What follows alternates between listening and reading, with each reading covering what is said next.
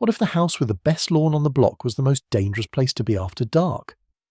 What if the family that smiled the widest in church on Sunday was the one holding its breath the hardest by Monday? What if the decade that gave America bell-bottoms and disco balls and colour television and the Brady Bunch also gave millions of children something they would spend the rest of their lives quietly trying to unlearn?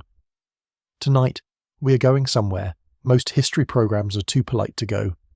Into the split-level ranch homes and the wood-panelled station wagons and the Sunday pot roast dinners of 1970s America. Not to celebrate, not to mock, but to understand. To finally look clearly at the family life that shaped an entire generation, and then pretend it never happened. If you enjoy listening to sleep stories about history's hidden chapters like this one, please consider subscribing. New stories go up every week, and there is always another room in the past that nobody has opened yet. Now, get comfortable, let the lights go low, take a slow, easy breath. We're going back, not to a battlefield, not to a throne room or a castle or a court of kings. We're going somewhere far more familiar and far more complicated than any of those places. We're going to a suburb, an American suburb sometime around 1973. The leaves on the oak trees out front have just started to turn.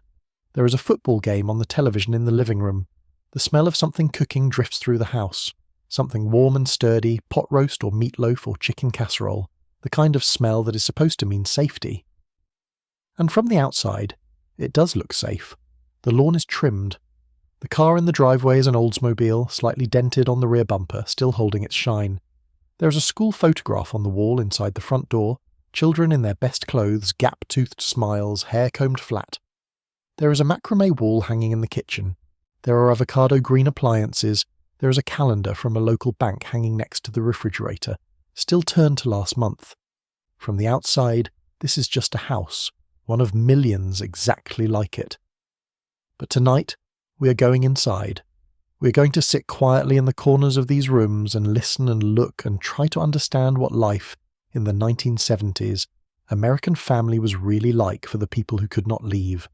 For the children who grew up there, for the women who ran these households on almost nothing while absorbing things that had no name yet, for the men who had been handed a template for how to be a man and were never given permission to question it. This is not a story about evil people. It is a story about a culture, a set of structures and silences that allowed enormous harm to live inside the most ordinary houses on the most ordinary streets in the most powerful country in the world. And the remarkable thing, the thing that will settle over you slowly as we move through these rooms together, is how much of it stayed secret for so long. Let us begin. There is a picture in your mind already. You have seen it 1,000 times. The 1970s American family as it was meant to be seen. Dad in his easy chair after work, tie loosened, shoes off, a beer or a whiskey on the side table. Mum in the kitchen, or moving between the kitchen and everywhere else. Always moving, always present, always managing the 10,000 small things that kept the household turning. Children at the dinner table with their homework done and their hands washed, asking politely to be excused. A dog somewhere, a colour television in the corner, a neighbourhood outside the window where everybody knew everybody else and everybody kept their troubles behind their own front door. This was the mythology, and like most powerful myths, it was not entirely invented. Some families did live something close to this. Some children did grow up in households that were genuinely warm, genuinely stable, where the adults were doing their flawed human best and succeeding more often than not. We do not want to erase those families from the picture. They existed, but they were never the whole picture. The mythology was produced and marketed and sold to the American family with extraordinary efficiency during this period. It appeared in advertisements for dish soap and laundry detergent and breakfast cereal. It appeared on television programs that showed fathers as gentle authority figures who resolved conflicts in 30 minutes, and mothers who were cheerful and capable and never visibly exhausted. It appeared in magazines and on greeting cards, and in the cheerful voices of elementary school teachers who sent home notes about what a lovely family meant for a child's development. The mythology had a job to do. It was not created out of nowhere. America in the 1970s was a country in genuine distress. The Vietnam War had divided the nation in ways that, still had not healed by the time the last helicopters lifted off the roof of the embassy in Saigon in 1975. Watergate had done something permanent to the country's faith in its own institutions. The oil crisis of 1973 had made people feel, for the first time in the post-war era, that abundance was not guaranteed, that the long ride of cheap gas and suburban expansion might have an end. Inflation was eating at wages. Unemployment was climbing. Cities were in various states of crisis, and the Great White Migration to the suburbs, which had seemed like a solution in the 1950s, was beginning to show its own complicated costs. Into all of this anxiety, the mythology of the stable American family functioned as a kind of anchor. If the world outside was uncertain and frightening, the family could be the thing that held. The family could be the proof that the old values still worked. The family could be the place where America was still recognizably itself. The problem was that maintaining this mythology required a great deal of invisible labor and a great deal of silence. It required women to absorb enormous amounts of stress and frustration and loneliness without naming those things out loud, because naming them would be a kind of complaint, and complaint was ungrateful, and gratitude was what you were supposed to feel for having a house, and a husband and children, and a refrigerator that worked. It required men to perform a version of strength that had no room for vulnerability or uncertainty, because uncertainty was weakness, and weakness was not what a man was supposed to be. A man who said he was struggling was not being honest. He was failing. It required children to adapt to whatever the household gave them, to find their footing in whatever emotional climate their parents created, and to understand without being told that certain things were not discussed. Not at the dinner table, not with friends, certainly not with teachers or neighbours or anyone outside, the family. What happened in the house stayed in the house, and so the mythology held, or appeared to hold. The lawns were kept, the cars were washed, the photographs were taken at Christmas and sent to relatives and placed in albums. From the outside, a great many of these houses looked exactly like what they were supposed to look like. What lived inside them is what this story is about. The physical structure of the 1970s American suburb was itself part of the picture. The ranch house, single-story, low-slung, spreading out across its lot rather than rising up from it, had become the dominant form of family housing in the post-war decades. It was designed around certain assumptions about how a family lived. Children in bedrooms along one wing, parents in a master bedroom at the other end, the kitchen and living areas in the middle, everything connected but everything also having its designated space and purpose. If you enjoy listening to History at Midnight stories like this, subscribe. I post stories like this weekly. The garage was where the father kept his tools and retreated to work on the car or sit in the folding chair with a beer when the house became too much. The kitchen was where the mother operated, and the kitchen in the 1970s was still very much understood as a woman's territory, even as women in enormous numbers were leaving the house to go to work and coming home to a kitchen that still needed running. The children's rooms were where children went when they were in trouble or needed to be sent away. The living room was where the family performed its togetherness for any eyes that might be watching, including its own. These were the rooms, and in each of them things were happening that the mythology did not describe. The dinner table deserves its own moment. In the 1970s, American family, the dinner table was still, in most households, a nightly ritual. Everyone sat down together, everyone ate the same meal at the same time. The television was supposed to be off, though in many households the line between the dinner table and the television set had already begun to blur. There was conversation, or there was the performance of conversation, or there was silence of various kinds. The dinner table was where the day was debriefed. It was where fathers asked children about school, and children gave answers calibrated to what their father wanted to hear. It was where mothers managed the emotional temperature of the room while simultaneously tracking who had eaten what, and whether the youngest needed more milk, and whether the argument that had been simmering since breakfast was going to boil over before dessert. The dinner table was also where power was most visible in the everyday life of the family. Who spoke and who listened, who could leave the table and who had to stay, whose mood set the tone for the whole meal.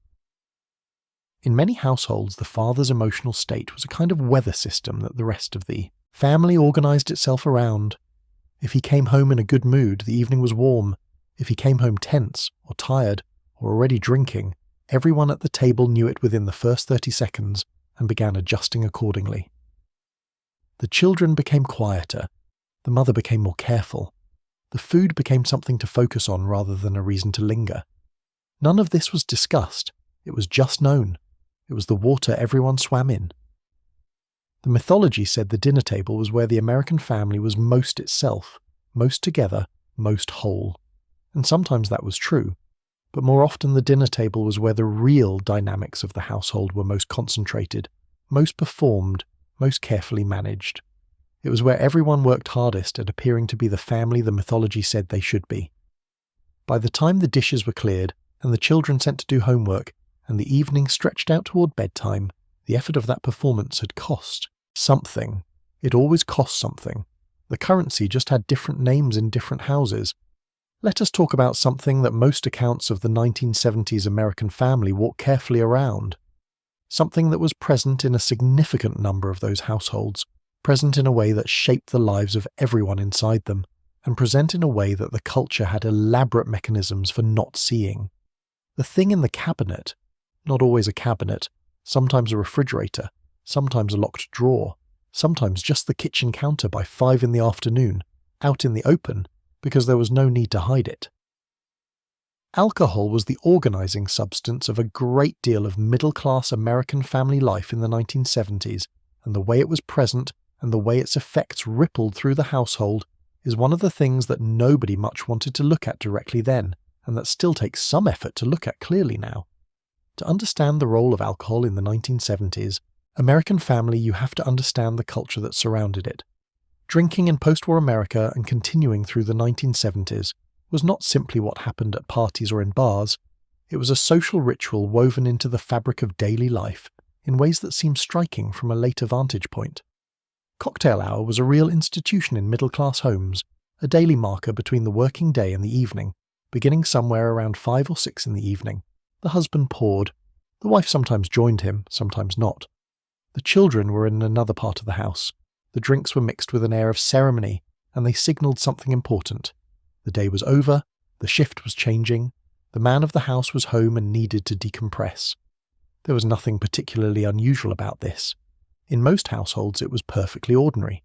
But in a meaningful number of households, what looked like cocktail hour was something else, something that had been carefully arranged to look like cocktail hour because cocktail hour was normal and acceptable and what everyone did. In those households, the drinking had started before 5, or it did not stop after 2 drinks, or it was not only happening in the evening. Alcoholism in the 1970s was not a secret exactly. It was discussed, in a general way, as a problem that existed, something that happened to certain kinds of people in certain kinds of circumstances. But it was discussed at a considerable remove from the actual households where it was living. The alcoholic in the cultural imagination was a man on a park bench, or someone who had lost everything, or a figure in a recovery story in a magazine. He was not, in the dominant understanding, the neighbour whose lawn was always trimmed, the man who coached Little League on Saturdays, the father who sat at the dinner table every night and attended church most Sundays, and held down a job and wore a clean shirt. But he was, in many cases, all of those things. The National Council on Alcoholism estimated in the 1970s that there were 9 million alcoholics in the United States. Other estimates were higher. These were not people who had fallen out of normal life. Many of them were holding normal life together by all visible measures while their drinking quietly eroded the interior of their households in ways that would take decades to fully understand. The children in these households were doing something psychologists would later give a name to. They were developing extremely sophisticated systems for reading the emotional state of the drinking parent. They were learning, without being taught, to track the number of drinks, the time of day drinking began, the tone of voice, the particular quality of silence that preceded certain kinds of behaviour. They were learning to make themselves smaller or louder, or more entertaining, or more invisible, depending on what the situation required. They were developing at very young ages a kind of emotional intelligence that was really a survival adaptation, a set of tools for managing a reality that nobody in their world was acknowledging. The mother in these households was often doing something similar, but with an adult's full weight of understanding and responsibility. She was managing. She was covering. She was explaining to the children why Daddy was tired, why he needed his space tonight, why they should be extra good this evening. She was intercepting phone calls and making excuses and quietly removing the car keys on bad nights. She was doing the invisible labour of damage control that allowed the household to maintain its appearance of functionality even when the centre of it was no longer functioning. And she was doing this largely alone, because the culture did not have a language for what she was managing. Al-Anon, the support organisation for families of alcoholics, had existed since the early 1950s, founded by Lois Wilson alongside her husband Bill Wilson's founding of Alcoholics Anonymous. But in the 1970s it was still operating largely in church basements and community centres, still attended mostly by people who had gotten past the enormous social barrier of admitting what was happening in their household. For a great many women, that barrier was insurmountable. To attend an Al-Anon meeting was to admit that the family was not what it appeared to be. And the family's appearance was something that a great many women had organised their entire social identity around maintaining. The children in these households did not have even that option. They had no language for what they were experiencing. They had no name for the thing they were adapting to. They had only their adaptation, which became the water they swam in, which became their understanding of what normal felt like. This is one of the things that the research on adult children of alcoholics, which would begin to emerge more seriously in the 1980s and 1990s, would document with striking consistency. Children who grew up in households shaped by parental alcoholism often could not identify their experience as unusual, even in adulthood, because it had been their experience of normal. They had nothing to compare it to. The unpredictability, the emotional management, the sense of walking on glass, the learned hypervigilance. These were not things they recognised as the effects of growing up in an alcoholic household. They were just what life felt like.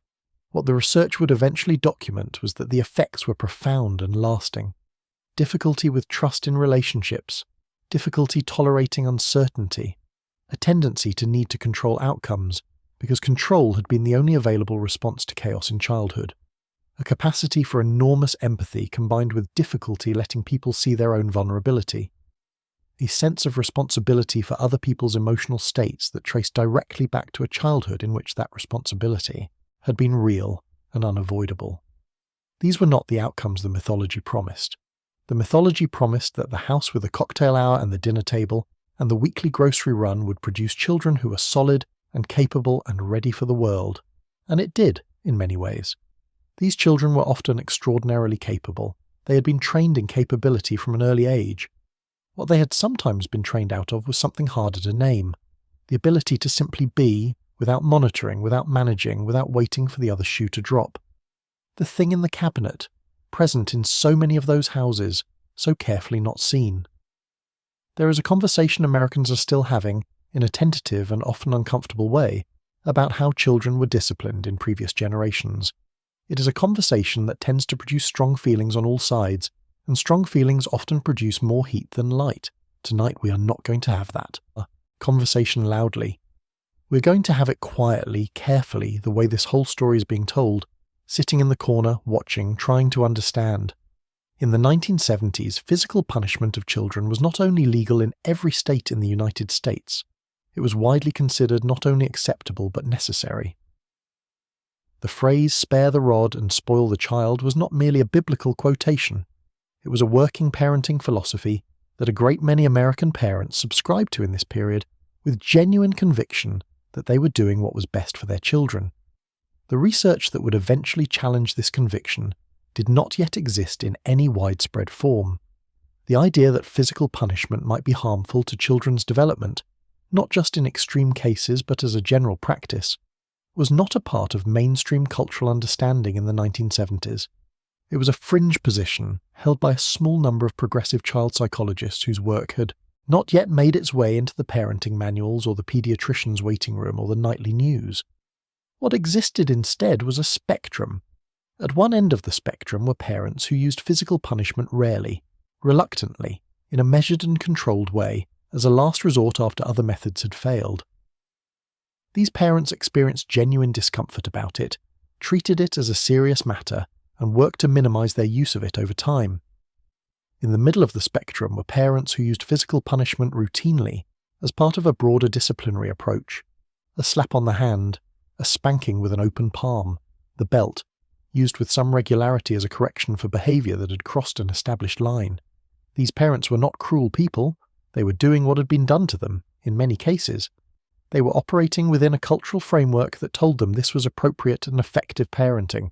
They genuinely believed it was shaping their children's character in positive ways.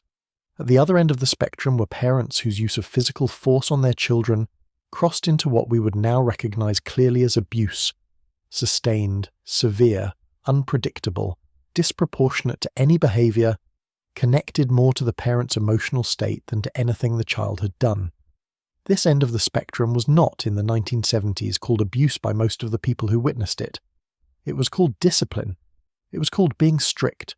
It was called the way things had always been done. The line between the middle of the spectrum and the far end was genuinely blurry in the cultural understanding of the period, and this blurriness had consequences. It meant that children who were being genuinely harmed often had no way to name what was happening to them. It meant that teachers and neighbours and relatives who noticed things could tell themselves that what they were seeing was simply a strict household. It meant that the children themselves were doing what children in such households always do, normalising their experience, finding ways to understand what was happening to them as something other than harm, because harm implied that something was wrong, and if something was wrong, then the people responsible for their safety were the source of the danger, and that was a truth too large to hold. The physiological effects of growing up under the threat or regular experience of physical punishment are now reasonably well documented. The nervous system of a child who is regularly exposed to unpredictable physical correction develops in a particular way. It maintains a higher baseline level of alertness. It is primed to scan for threat. It has a lower threshold for activating the fight or flight response. These adaptations are not character flaws or weakness. They are the body's intelligent response to a genuinely threatening environment. The problem is that these adaptations do not simply turn off when the environment changes. They become incorporated into the person's baseline way of experiencing the world. The adult who grew up in a household where physical punishment was frequent and unpredictable often carries a nervous system that is still, at some level, scanning for the next blow, still reading the room for signs that the temperature is rising, still calculating, in relationships and workplaces and anywhere that authority is present, how to avoid triggering the reaction that once came with such predictable and physical consequence. This is not dramatic. This is not a story about monsters.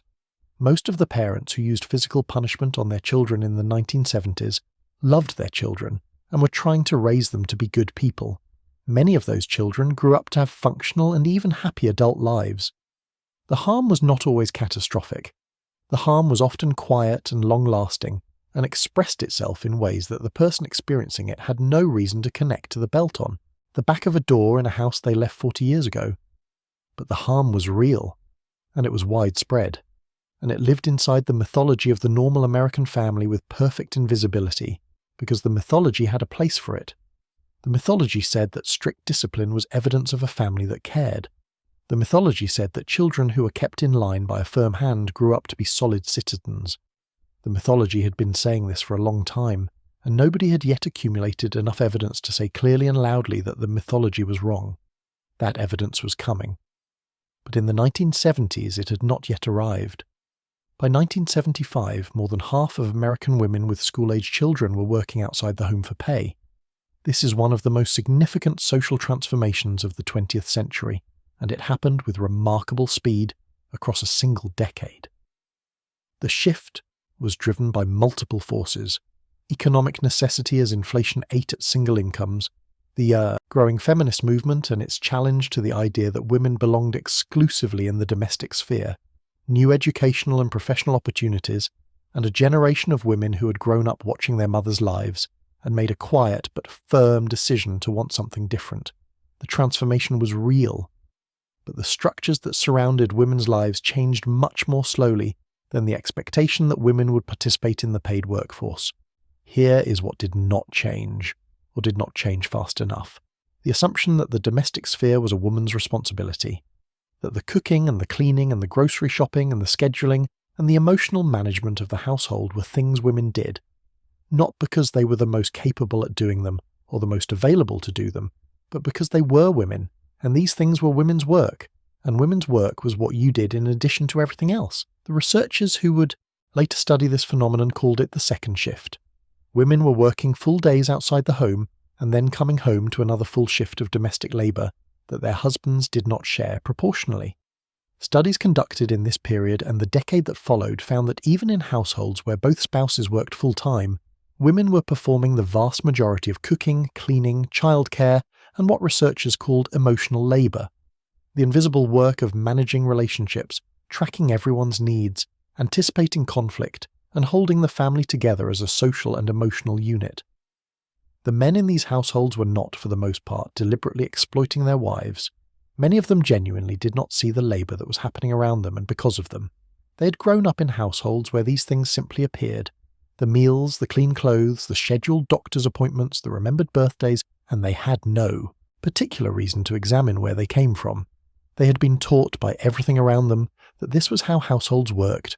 Their wives worked too now, which was unusual, and which they told themselves was fine, progressive even, evidence that they were modern men. But the adjustments in their own contribution to the domestic sphere were minimal. The women were exhausted, not in a dramatic way, not in a way that stopped them functioning or that they could easily name or describe, in a quiet, grinding, cumulative way that expressed itself in small things.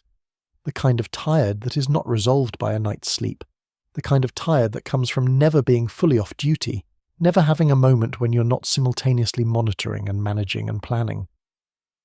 The kind of tired that sits behind the eyes and shows up in the brevity of conversations that used to be longer, in the speed with which patience runs out, in the particular look that the children learn to recognize when they could see that their mother had simply reached the end of herself for the day and needed everyone to be somewhere else for a few minutes.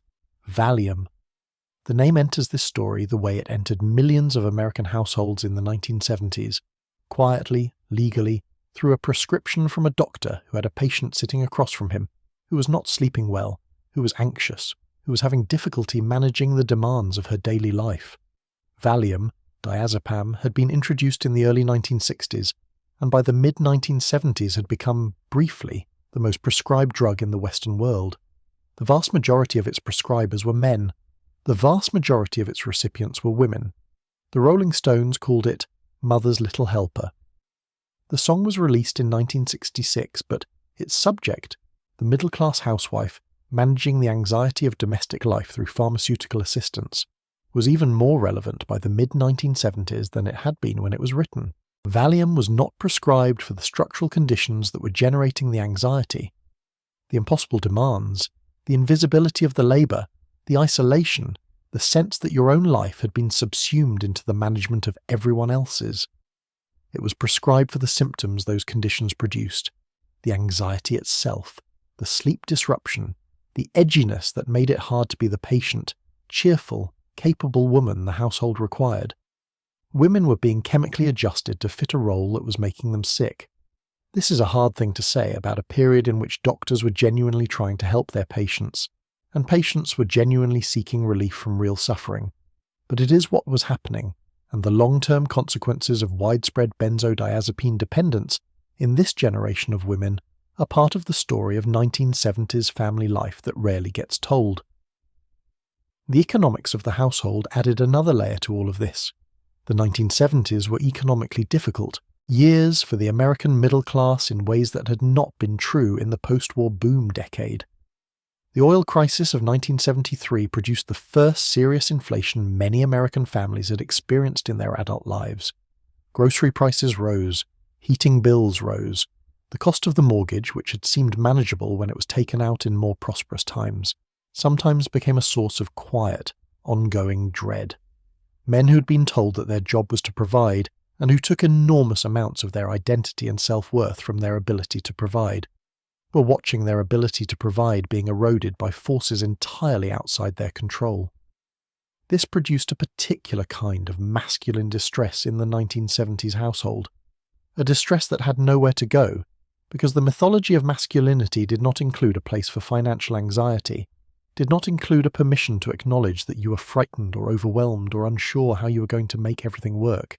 It had to be somewhere, and somewhere in too many households was home, was the people who could not leave, was the people who were already absorbing everything else and could not absorb this too. He was present in the photograph. He was present at the dinner table most nights, or present enough. He was present at Little League games on Saturday mornings, standing on the sidelines with the other fathers, watching the boys run the bases. He was present at church, or at least visible in the parking lot afterward. He was, by all the measures the culture had for measuring a father's presence, present. And yet, the emotional absence of the 1970s American father is one of the quiet themes that runs through the memoir literature and the therapy sessions and the academic research and the quiet conversations of millions of people who grew up in this period. It is not the same as physical absence. The father was there. He was in the house. He was at the table. He was watching television in the living room. But for many children, he was somehow unreachable. A figure in the household rather than a participant in it. Someone you walked around carefully rather than someone you walked toward. To understand this, you have to understand what the culture had spent a very long time telling men that fatherhood meant. Providing, protecting, being a firm and guiding authority, making the important decisions, being the head of the household in the sense that gave you a kind of ultimate power over what happened there. These were the things the culture said fatherhood was. They were not without value. Providing and protecting and guiding are real and important things. But they conspicuously excluded the things that children most fundamentally need from their parents, which are emotional availability, attunement, the willingness to see and respond to a child as a full and particular person rather than a small subject requiring management. The emotional language of fatherhood in the 1970s was profoundly limited. A great many men of this generation had themselves grown up in households where their own fathers were emotionally unreachable in exactly this way, where the father's job was the external world and the internal world of the family was left entirely to the mother. They had received no modelling for emotional engagement with their children because they had not experienced it themselves. They had been given a template and the template did not include feelings. Industrialization is part of this story, and it reaches back much further than the 1970s. Before industrialization, in agrarian economies, fathers worked on or near the land where the family lived. Children grew up alongside their fathers, watching them work, working alongside them, embedded in the daily rhythms of the father's life, in a way that created a kind of contact even in the absence of explicit emotional engagement. The industrial economy changed this fundamentally. It removed the father from the home and the fields and placed him in a factory or an office, in a workplace that was entirely separate from the domestic sphere. He left in the morning and returned in the evening, and what had happened in between was a territory the family rarely understood or was invited into. By the 1970s, this separation had been the normal condition of middle-class American fatherhood for 3 or 4 generations. The emotional consequences of this separation had accumulated without being examined. Men who had never been given permission to know or express their own emotional lives were raising children who needed to be seen and known. Men who had been trained to read vulnerability as weakness were being asked to hold space for the vulnerability of small children. Men who had no language for inner experience were supposed to provide children with models for how to navigate inner experience. The mismatch was profound, and it expressed itself in every family differently, but it expressed itself. Some of these fathers retreated into work. They were not bad men. They were men who were competent in the world of work and uncomfortable in the world of feelings, and they moved toward competence the way any person naturally does. The office or the factory or the job site was somewhere they knew what to do. Home was somewhere the rules were less clear and the demands were different, and the person they needed to be was a person they had never quite learned to be. Some of these fathers retreated into the television. The color television set, spreading through American households through the late 1960s and 1970s, offered something genuinely useful to men in this position, a way to be present in the room without being required to engage. You could sit in your chair and watch the game and have a beer, and technically be home, technically be with the family, while maintaining a distance that protected you from the emotional demands that the mythology said you were supposed to be meeting. Some of these fathers drank, and some of these fathers were simply confused in a way that they had no resources to address, caught between an old template for manhood that was visibly crumbling and a new set of expectations that was emerging from the women's movement and the cultural upheaval of the 1960s and 1970s, and they did not know what they were supposed to be anymore. These men were the beginning of something. They had not yet found a new template, but they had lost confidence in the old one, and this made them uncertain in ways that their own fathers had not been uncertain, and uncertainty expressed itself in different ways in different houses. The children in these households grew up with a ghost in the room, a father who was there and not there, a figure around whom they organised certain behaviours, certain careful performances, certain hopes that were regularly disappointed. Many of them spent a significant portion of their adult lives trying to understand the disappointment, trying to connect it to something specific enough to address, and finding it difficult because there was nothing specific to point to. He was there, he was at the table, he watched the game with us on Sunday, he just never quite arrived. We're going to move carefully through this act.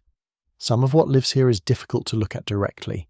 We will look at it, but we will look at it the way you look at something bright, steadily, without flinching, but without staring until you can't see anything else. In the 1970s, there were things happening inside American families that did not have adequate names in the public vocabulary.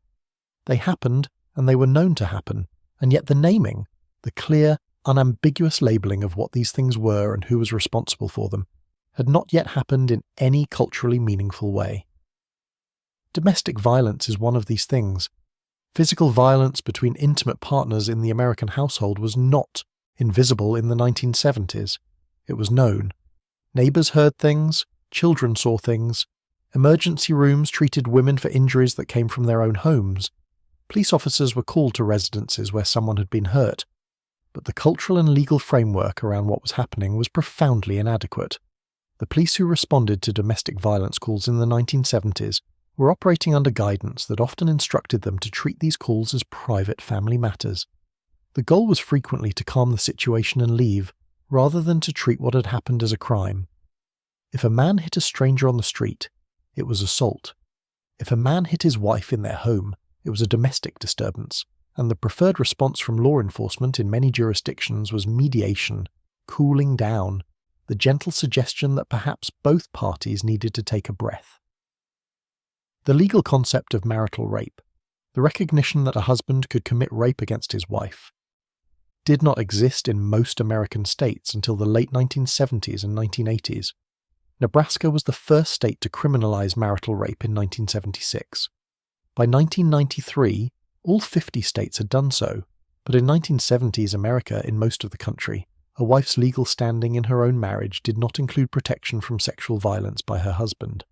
This was not a secret. This was the law. The first domestic violence shelters in the United States began appearing in the early 1970s, an emergent response to a problem that was becoming impossible to keep naming as something other than what it was. Women's organizations, many of them connected to the feminist movement, began establishing places where women who had been beaten in their homes could go with their children and be safe. These shelters were underfunded and improvised, and often operating on the edge of closure, but they existed, which meant that for the first time there was a physical structure that acknowledged the reality of what was happening in a certain number of American homes. The first shelter in the United States is generally credited to Haven House in Pasadena, California, opened in 1964. By the mid-1970s there were a handful of shelters in major cities. By the end of the decade there were more, but nothing approaching the number that was needed. The Violence Against Women Act would not come until 1994. The National Domestic Violence Hotline would not come until 1996. In the 1970s, women who were being beaten in their homes had very limited options, very limited legal recourse, and very limited cultural permission to name what was happening to them as something they had the right to leave. The children in these households saw things they had no words for. They organised their behaviour around the need to not trigger the event that triggered the danger, which created a particular set of adaptations: hyper-responsibility, extreme attunement to the emotional state of others, a sense that they were somehow the variable that could manage the outcome even in situations where they had no actual power. They watched their mothers absorb things and stay. They absorbed things themselves that did not leave marks visible to the outside world. They learned, very early, that the face the family showed to the outside world and the life that happened inside the house were two different things, and that maintaining the difference was not optional. It was survival. Child sexual abuse is something we must also place here, in this act, among the things that did not have adequate names in the 1970s. The research on the prevalence of child sexual abuse is sobering in any era.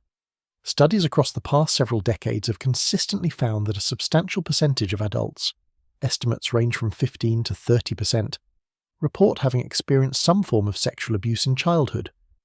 The experience is not limited to any demographic, any economic class, any family structure. It occurs in households that look perfectly normal from the outside, in households where adults would be appalled to know what was happening, in households where one parent is doing things the other parent does not know about, or chooses not to know about, or knows about, and cannot face. In the 1970s, the cultural and institutional infrastructure for responding to child sexual abuse was almost entirely absent. The term itself was not in common use. The psychological literature had not yet produced the body of research that would later document the effects clearly and compellingly. Mandatory reporting laws for suspected child abuse were in their infancy. The idea that a child reporting sexual abuse by a parent or family member should be believed rather than reassured and quieted was not part of the dominant cultural understanding. Children who experienced this in the 1970s did so largely without the possibility of external intervention. They may have told someone, they may have tried to tell someone. What they frequently encountered was disbelief, minimization, or the active suppression of their disclosure by adults who could not afford, emotionally or socially, to have the truth acknowledged. And so they adapted.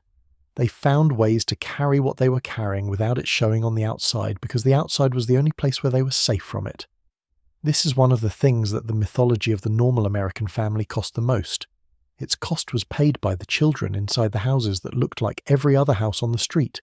Its cost was paid in silence, in adaptation, in the extraordinary human ability to survive things that should not have been survived, should not have needed to be survived, and in the long aftermath that followed when the surviving adults tried to find their way back to the parts of themselves that had gone underground.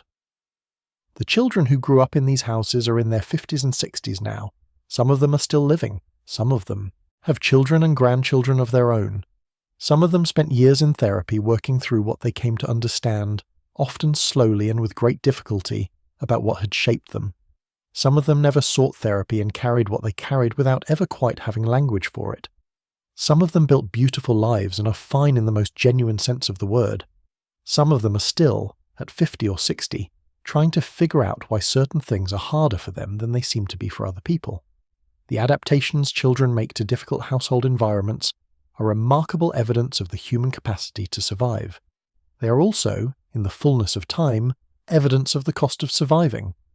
Children who grow up in households characterized by unpredictability, by the cycling emotional states of a drinking parent, by the constant low-grade threat of physical punishment, by the ambient anxiety of a household under financial stress, by the need to manage and contain and present a public face that does not match the private reality. These children develop a particular set of competencies. They become extraordinarily good at reading people. They learn to detect shifts in emotional temperature before those shifts are visible to anyone less practiced. They learn to adjust their own behavior in response to the emotional state of others, with a speed and accuracy that, in adulthood, can look like extraordinary empathy or social grace, and which is sometimes both of those things. They become extremely self-sufficient. They learn early that need is a vulnerability, and that expressing need in the wrong context produces outcomes that are worse than the need itself. They learn to manage their own emotions internally, to be the one who is fine even when they are not fine, to keep things together because someone has to keep things together and it might as well be them. They become very good at performing stability, at presenting to teachers and neighbours and the outside world exactly the version of themselves and their family that the mythology requires. They learn the script early and they learn it well. Yes, everything is fine. Yes, my family is fine. Yes, I am fine. And they become very practiced at not knowing what they need. Because what they need was not, in the household they grew up in, the relevant question. The relevant question was, what does this situation require, and how do I provide it, and what happens if I don't? Their own needs were so long and so systematically subordinated to the management of the household that in adulthood, the question of what they actually needed or wanted or felt was one they sometimes could not answer. Not because they were damaged, but because the developmental experience in which children discover what they need, what they feel, what they want, by having those things attended to and reflected back and honoured, was not fully available to them. The difficulty with intimacy that many adult children of troubled households experience is related to this. Intimacy requires a particular kind of trust, the trust that being known, being truly seen, will not be used against you. Children who grew up in households where exposure meant danger, where the inner self was something to be managed and concealed, where need or vulnerability or honesty produced unpredictable outcomes. These children often carry, into their adult relationships, a deep structural ambivalence about being known. They want connection. They're often excellent at creating it in the initial stages of relationship, but when relationship deepens toward the point where being truly known becomes necessary, something in the nervous system activates that feels like danger, even when it is not. The repetition patterns documented in the research are among the most sobering findings. Children who grow up in households where certain dynamics are normalized tend to recreate those dynamics in their adult lives, not because they want to, not because they don't know better, but because familiarity is its own kind of safety, and the nervous system tends to seek what it knows, even when what it knows is painful. The daughter of an alcoholic who marries an alcoholic is not stupid or masochistic. She's following the logic of her nervous system, which learned very early what love felt like in the context of a certain kind of chaos, and for which that chaos subsequently carries the neural fingerprint of home, the therapy generation. This is what some sociologists have called the adults who grew up in the 1970s and began, in significant numbers, to seek therapeutic help in the 1980s and 1990s. They were the first generation to have widespread access to psychological services, and more importantly, the first generation to have widespread cultural permission to seek them. The idea that going to therapy was evidence of weakness or instability was not yet dead in the 1980s, but it was weakening. A generation that had been quietly managing a great deal for a long time began, in significant numbers, to try to put words to what they had been managing. What they found, in the good therapy rooms and the good therapists' offices, was something they had needed for a very long time: a witness. Someone who would sit across from them and hear what they described without minimizing it, without defending the people who had done it, without suggesting that it was their job to understand and forgive and move on. Someone who would say, plainly, yes, what you are describing was real, and what you are describing was hard, and how you adapted to it makes complete sense, and you do not need to keep carrying it the way you have been carrying it. For many people, this was the first time an adult had said those things to them. Some of them were 40 years old when it happened, some were 50. The neighborhood was watching. This was perhaps the most consistent feature of suburban life in the 1970s. The awareness, always present at some level of consciousness, that the eyes of the community were on you, on your lawn, on your children's behavior in public, on whether your car was washed and your gutters were cleaned and your Christmas lights went up at roughly the same time as everyone else's. This watching had a social function. Communities maintained their standards through mutual observation and mutual accountability. The pressure to keep up appearances was also, in a certain light, a pressure to maintain certain norms of behavior that had genuine value: civic participation, neighborly responsibility, the maintenance of shared spaces. But the watching also had a shadow side. The same scrutiny that noticed your unmowed lawn also noticed the bruises on your daughter's arms and looked the other way. The same social pressure that made you keep your hedges trimmed also made you keep your family's troubles invisible, because visible troubles were evidence of failure. And failure was the thing that the whole apparatus of suburban life was organized around avoiding. The silence that surrounded family violence in the 1970s was not only the silence of individual fear and shame, it was a communal silence, actively maintained by the norms of the community itself. Neighbors who heard things through the walls of ranch houses that were not nearly as soundproof as their interiors suggested made a calculation. This is not my business. This is a family matter. It is not my place to interfere in another family's private life. Sometimes this calculation was made with genuine discomfort. Sometimes it was made with relief, because interfering would have required doing something that the social structure provided no clear mechanism for. Teachers were often in a similar position. A child who came to school tired and withdrawn and unfocused, who flinched when a hand was raised near them, who never had the right supplies and seemed to be carrying something that a child that age should not be carrying.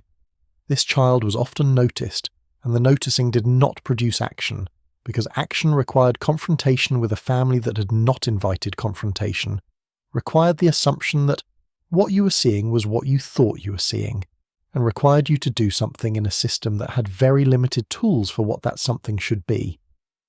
Mandatory reporting laws for child abuse began appearing in American states in the 1960s, and by 1967 all 50 states had some form of mandatory reporting requirement.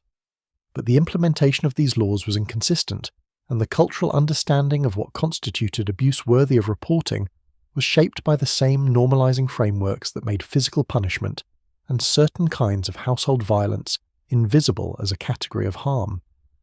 Teachers and doctors and neighbours reported what they could see as clearly abusive within the cultural definitions of the time and looked past a great deal that was happening below that threshold.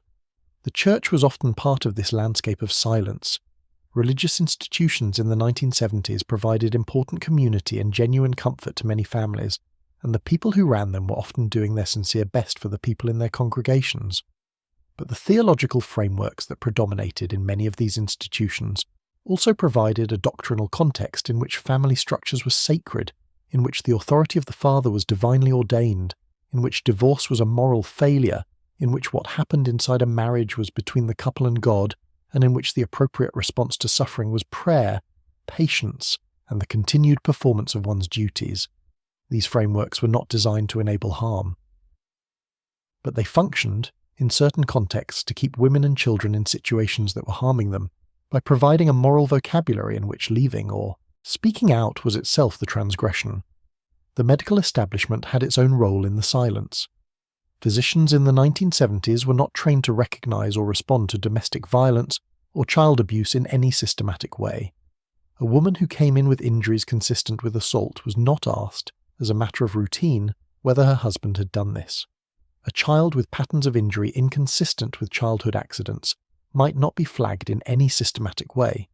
The knowledge that would eventually create standardized screening protocols, training requirements, and mandatory reporting systems in healthcare settings was still being developed, still being argued over, still working its way through research literature and policy debate.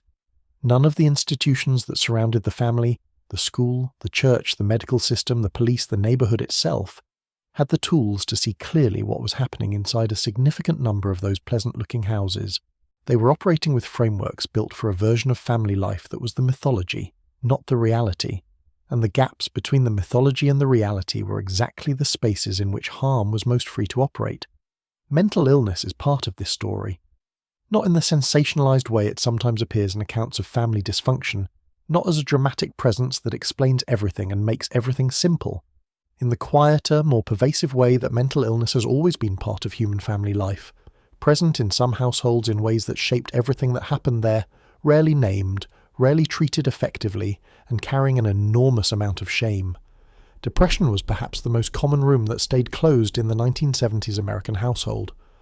Not depression as clinical diagnosis, the formal diagnosis, with its specific criteria and its treatment protocols, was not yet a widely available frame for what millions of people were experiencing in this period.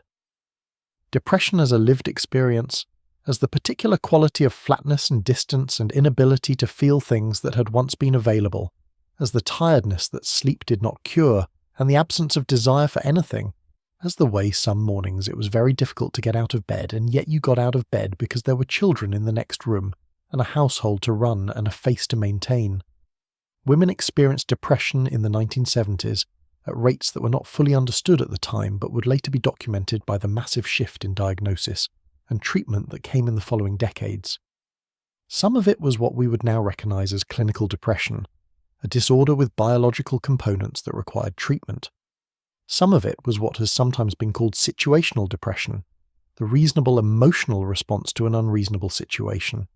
The isolation of suburban domestic life, the invisibility of the labour, the narrowing of the self that came from years of subordinating your own needs and desires to the management of everyone else's, the grief of unlived lives.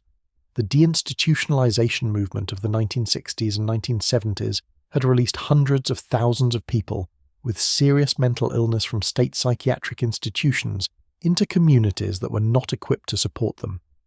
This was, in principle, a reform with genuine humanitarian motivation. The conditions in many state psychiatric hospitals had been documented as genuinely terrible, and the development of antipsychotic medications had made it possible to imagine that people with serious mental illness could live in the community with appropriate support.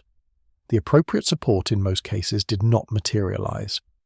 What this meant practically was that a number of families in the 1970s found themselves managing, at home, mental illness that in a previous era would have been managed in an institution. A parent with schizophrenia, a sibling with severe bipolar disorder, an aunt or grandparent with something that nobody had a name for but that expressed itself in frightening and unpredictable ways. These families were doing this without resources, without training, without community understanding, and often without acknowledgement from anyone outside the household that what they were doing was as extraordinary as it was.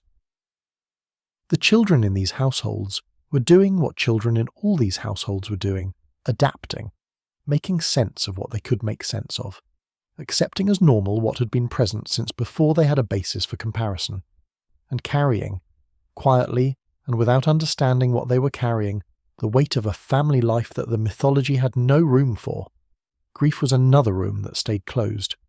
The 1970s were years in which a great many American families were processing losses that the culture had not given them adequate tools for.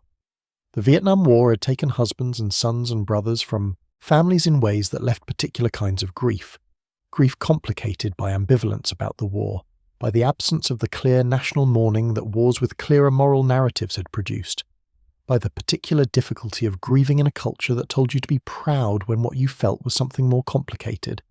Grief that was not expressed at the time does not simply go away, it goes somewhere else. It shows up in the short fuse and the sleeplessness and the drinking and the distance and the way a man who came home from Vietnam could sit at the dinner table every night for years and still somehow not quite be there. Post-traumatic stress disorder was not officially recognized as a diagnosis until 1980, and the recognition came largely because of advocacy around the experiences of Vietnam veterans.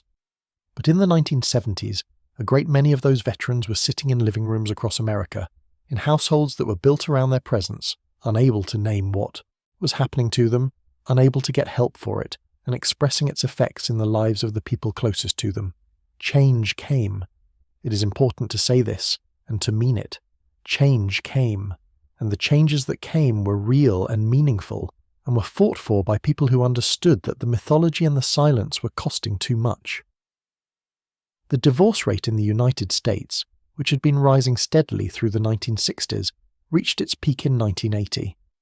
This is often cited as evidence of the breakdown of the American family, but it is more accurately understood as evidence of the breakdown of the mythology that had required so many people to stay in situations that were harming them.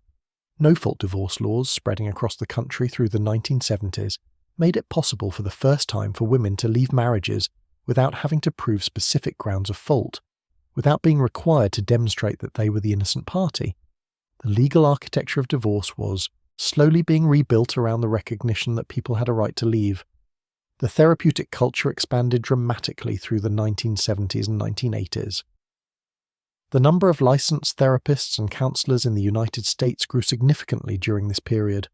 Group therapy, which had emerged in various forms in the 1950s and 1960s, became more widely accessible and more culturally accepted. 12-step programs, which had been operating since the 1930s as Alcoholics Anonymous, expanded their reach and began spinning off into new forms. Al-Anon, Alateen, Narcotics Anonymous, and eventually in the 1980s the Adult Children of Alcoholics movement, which explicitly addressed the needs of people who had grown up in alcoholic households and who were recognizing in adulthood the ways that childhood had shaped them. The Adult Children of Alcoholics movement deserves particular mention because it was among the first cultural structures that gave a specific language to the experience of growing up in a dysfunctional household. The list of characteristics that the movement identified in adult children of alcoholics, the difficulty with trust, the compulsive need to manage and control outcomes, the difficulty knowing what they felt or what they needed, the hypersensitivity to conflict and anger, the deep loyalty that sometimes caused them to stay in situations that were bad for them. These characteristics were not, the movement argued, personal failings. They were adaptations, reasonable, intelligent adaptations to an unreasonable situation, and they could be understood, and they could, with work and time and support, be unlearned. This was a revolutionary idea, not because no one had thought of it before, but because it had never before been articulated in a form that was accessible to the millions of ordinary people who recognized themselves in it. The feminist movement continued its slow and contested transformation of the household and the law. The violence, Against Women Act, passed in 1994, represented a formal legal recognition that violence in the domestic sphere was not a private family matter, but a public criminal concern.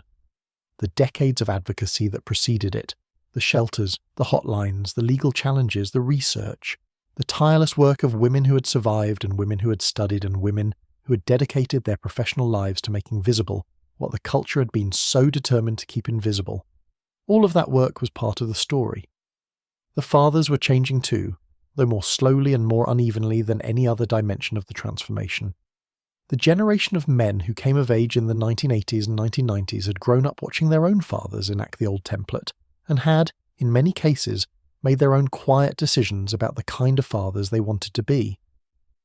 The culture was slowly producing permission for fathers to be present in a different way, to be in the room emotionally, not just physically, to have a relationship with their children's inner lives, to say the things they had never heard their own fathers say. This permission came unevenly, and it came with its own complications, because changing a template requires more than deciding to change it. It requires a new set of models, a new set of skills, a new vocabulary, and the courage to use them in situations where the old template is still being offered all around you, by the culture and your own memories, and the voice in the back of your head that sounds like your father. But it came. The children of the 1970s who survived their households and grew into adults and had children of their own were, in many documented cases, the first generation to actively interrupt patterns that had been running in their families for generations. Not all of them. The research on intergenerational transmission of trauma is clear that transmission is not automatic or inevitable. It depends on a great many variables, including access to resources, the severity of the original experience, the presence or absence of supportive adults, and the individual's capacity to make meaning of their experience. But a significant number of people who grew up in the kinds of households this story has been describing made a decision, conscious or not, to stop the pattern in their own generation.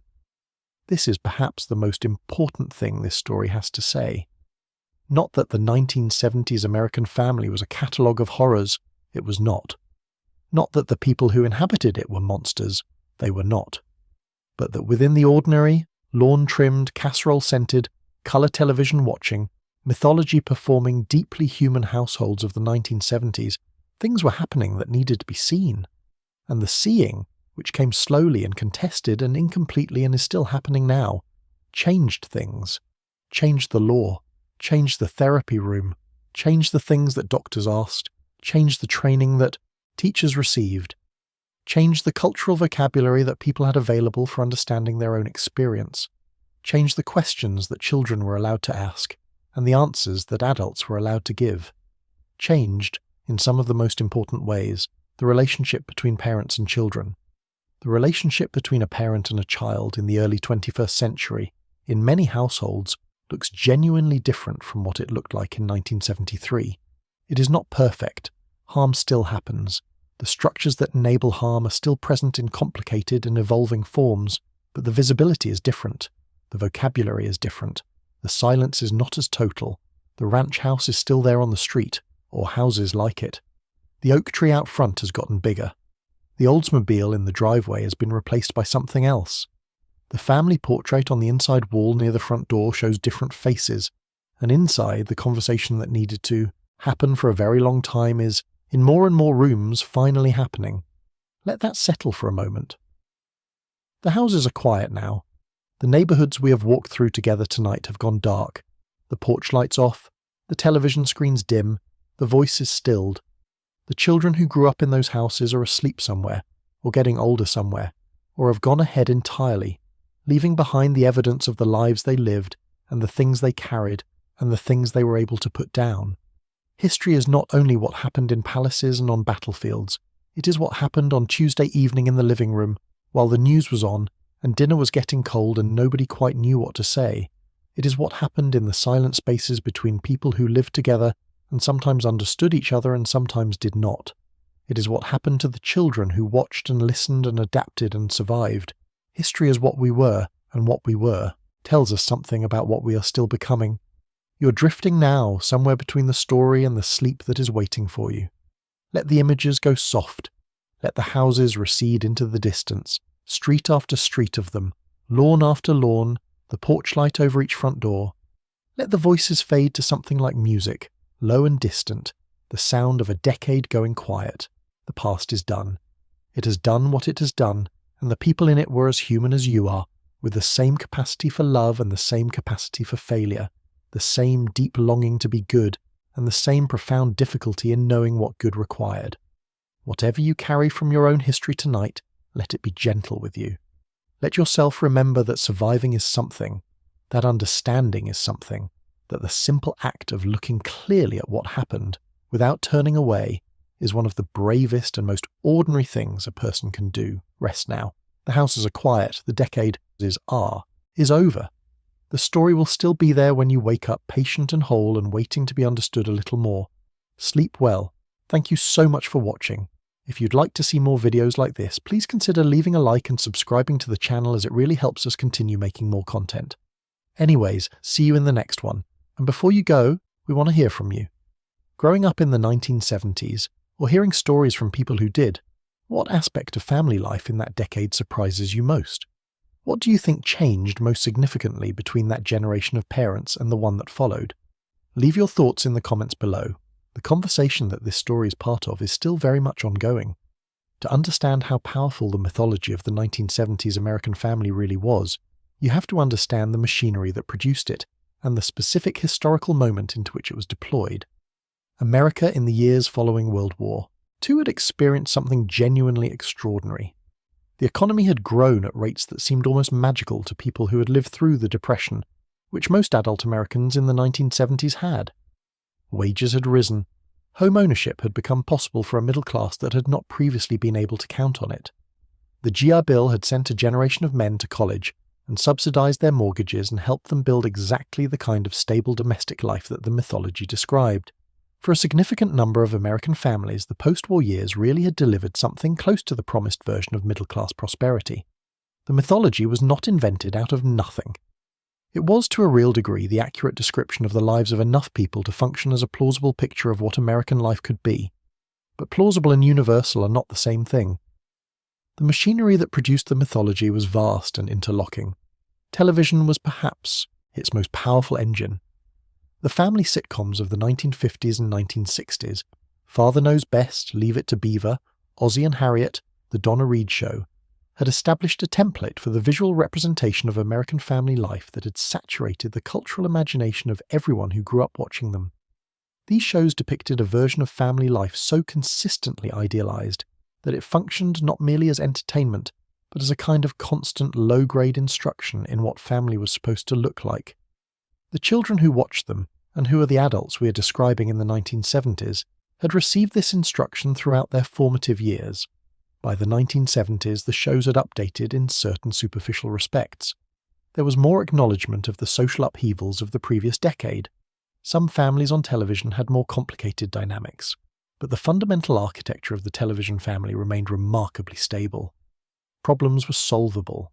Within 30 or 60 minutes, parents were fundamentally competent and fundamentally good, and the household was a place of warmth and safety, even when temporary difficulties arose.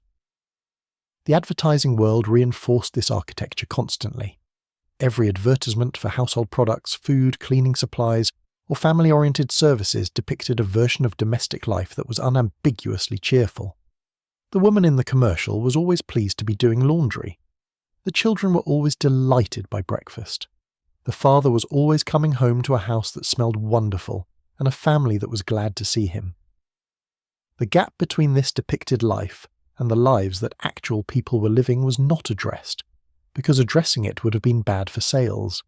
Instead, the advertisement did something more subtle. It suggested that the depicted version was the aspiration, and that falling short of it was a personal failing rather than an inevitable consequence of the depicted version being impossible. The shame this generated was both widespread and invisible, because shame requires a standard to measure against, and the standard was everywhere. It was on the television. It was in the magazine. It was implicit in the question the neighbour asked about how the family was doing, and in the requirement that the answer be fine. Shame that is this pervasive stops feeling like shame and starts feeling like reality. It stops being the experience of falling short and becomes the unexamined conviction that you're simply not quite good enough, not quite managing well enough, not quite the family you're supposed to be. The irony that virtually everyone was experiencing this simultaneously, that the gap between the mythology and the lived reality was nearly universal, was invisible precisely because the silence was universal. You could not look at the family next door and know that they were also managing things that didn't fit the picture, because they were performing exactly as well as you were. The performance was so good, so practiced, so deeply embedded in the social norms of the neighbourhood that it functioned as mutual confirmation. Look, we all appear to be fine, therefore we must be fine. Therefore the problem, if you are experiencing one, must be yours alone. This is one of the most important structural features of the 1970s family myth, its self-reinforcing quality. The silence that maintained it was produced by shame. The shame that produced the silence was maintained by the apparent universality of the myth, which was itself maintained by the silence. The loop ran on itself, endlessly, quietly, in every neighbourhood, in every suburb across the country. The generational dimension of this is significant. The parents who were raising families in the 1970s had themselves grown up in the 1940s and 1950s in households that were shaped by even more rigid silences, even more complete requirements of performance and presentation. They had learned from their own parents that certain things were not discussed. They had grown up in households that were doing the same performance, facing the same gap between what the mythology promised and what life actually delivered, and maintaining the same silence about it. What they were passing to their children in the 1970s was not merely the mythology. They were passing the silence along with it.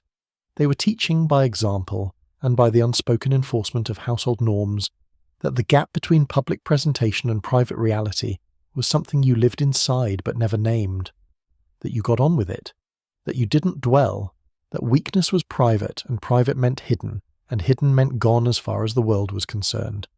And the children received this lesson with extraordinary fidelity, because children are profoundly good at learning the lessons their environments actually teach, rather than the lessons their environments claim to teach. You can tell a child to be honest and simultaneously teach them that honesty about certain things is forbidden. The child will learn both things. And the lesson that endures is usually the one that was backed by the most powerful emotional enforcement. The class dimension of the mythology is also worth examining. The family structure the mythology described was specifically middle class. It assumed home ownership, a single male income sufficient to support the family, the woman's freedom from paid labour, access to a neighbourhood of similar families, the resources to maintain appearances. This was not the reality of working-class families, of poor families, of families in cities rather than suburbs, of families of colour who were systematically excluded from the GI Bill benefits and the mortgage access and the suburban neighbourhoods that had made the mythology possible for white families. For these families, the mythology functioned differently. It was still present as the dominant image of what family life was supposed to look like, but its inaccessibility was differently distributed. Working-class families who could not afford the single income, the house, the station wagon, the presentation, these families felt the weight of the mythology as a form of inadequacy in a different register. The mythology said this is what family looks like, and this is what success looks like, and the families who could not achieve it were navigating a particular kind of shame that combined the universal shame of the gap between mythology and reality with the additional weight of economic and social exclusion. The families of colour who'd been actively prevented from participating in the post-war suburban expansion by discriminatory lending practices, restrictive covenants, and the informal but extremely effective mechanisms of neighbourhood segregation. These families were navigating the mythology from an even more complex position. The dominant culture was offering them an image of American family life while simultaneously ensuring that access to the material conditions that image required was structurally unavailable to them. The particular forms of family stress that resulted from this, the economic precarity, the experience of racism in daily life, the double burden of managing both white-defined standards of family presentation and the specific demands of navigating a racist society, these are part of the picture of 1970s American family life that the mythology entirely excluded. What the mythology was doing, ultimately, was selling a particular vision of American identity to a people that needed, very badly, to believe that identity was achievable and coherent and real. and it was selling it in a way that required the systematic suppression of the evidence that the vision was partial, unequal, and built on the invisible labour and invisible suffering of people who were never fully visible in the vision itself. The cost of the mythology was paid by the people inside it, by the women who maintained it, by the children who grew up inside it, by the men who were confined by it even as they were privileged by it, by the families who could not achieve it, by the people whose existence the mythology could not accommodate.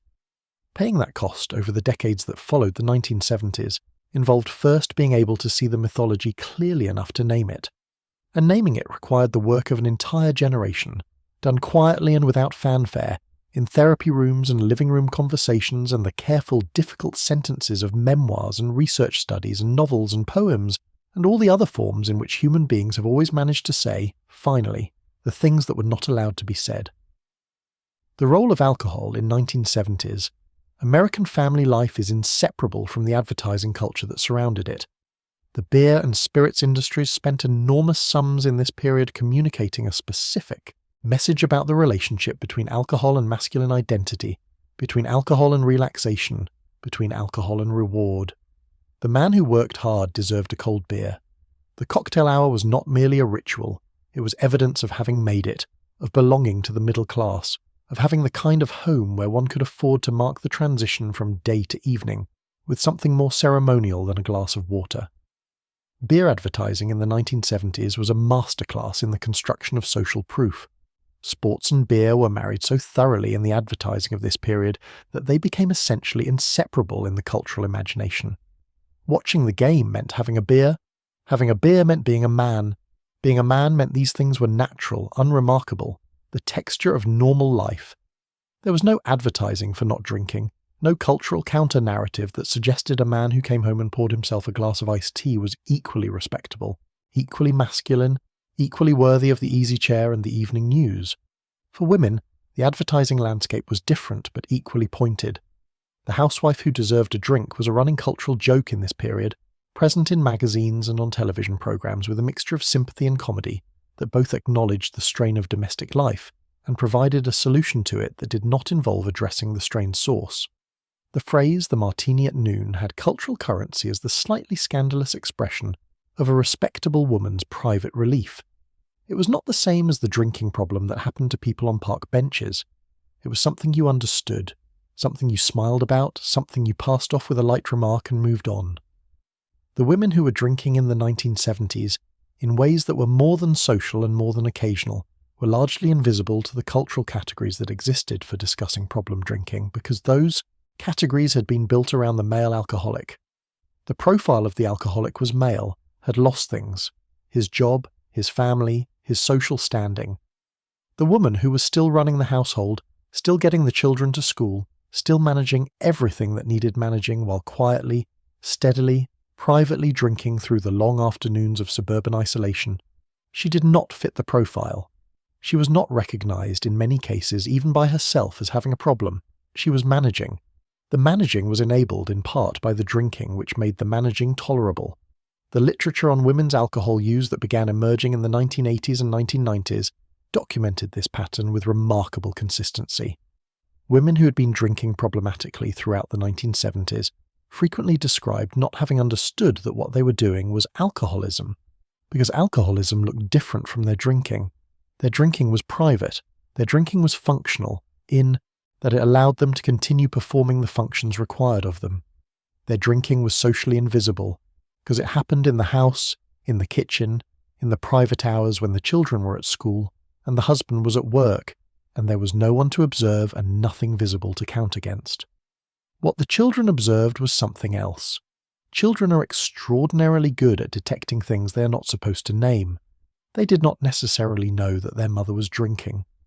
They knew that certain hours of the afternoon had a particular quality, that there were days when her responses were slightly slower, her movements slightly softer, her emotional availability slightly different in a way that was hard to characterize, but that they learned to read with considerable accuracy. They knew that certain questions should not be asked after a certain hour. They knew that the evening meal had a different texture on days when the thing they could not name had been happening. They adapted to this knowledge without knowing they were adapting to it.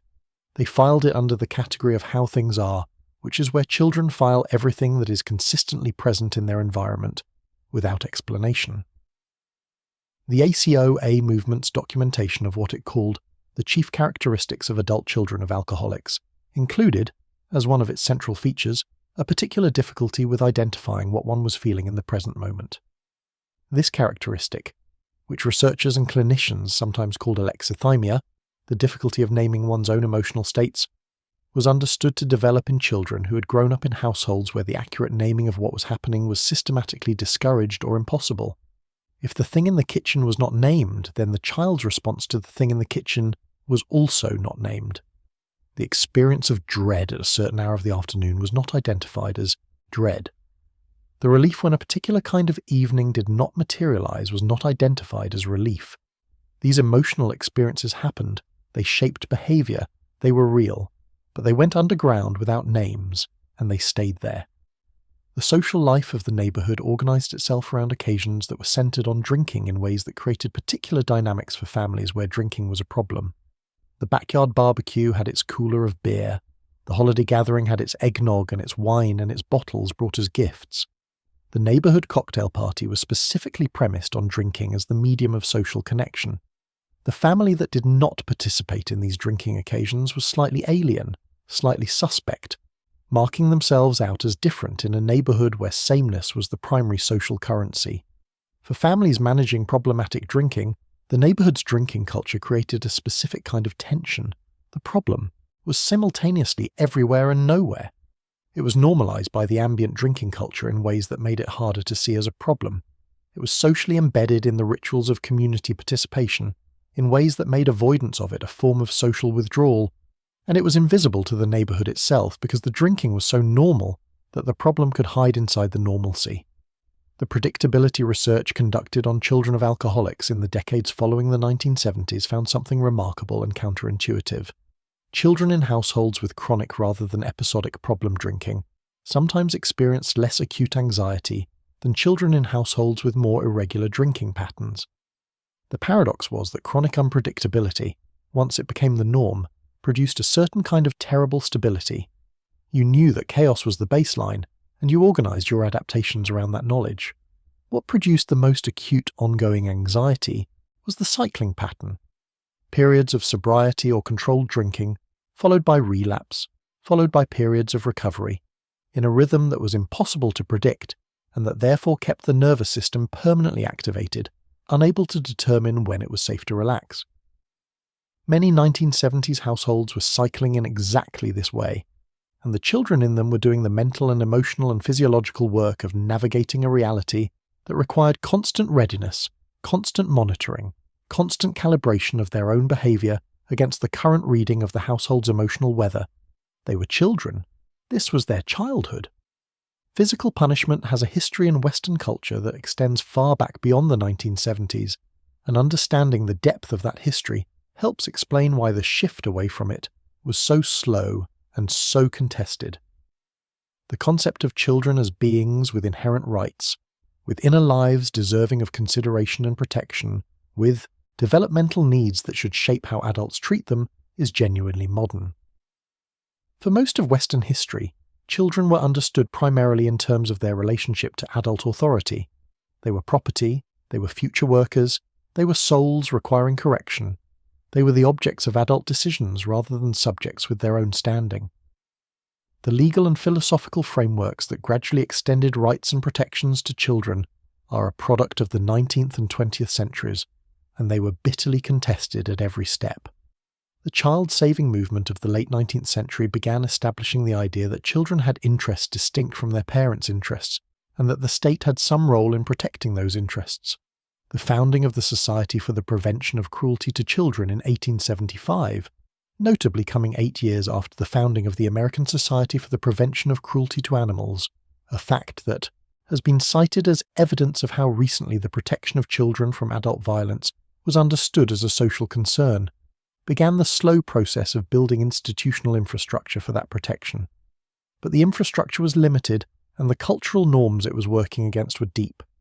The parents who were raising children in the 1970s had themselves been raised in households where physical discipline was simply the water they swam in. and many of them had been raised in households where what we would now clearly identify as abuse was present and was understood, within the framework of the time, as appropriate parenting. They were passing on what they had received in many cases. They were using the tools they had been given. The developmental psychology research that would eventually challenge the efficacy and safety of physical punishment was being conducted in the 1970s, but it had not yet reached anything like mainstream cultural penetration. The work of researchers like Murray Strauss, who was already in the 1970s documenting the correlations between physical punishment and negative developmental outcomes, was published in academic journals and read by specialists. It had not found its way into the pediatrician's office, the parent magazine, the parenting manual, the cultural conversation that parents were actually having. The pediatrician's role deserves particular attention.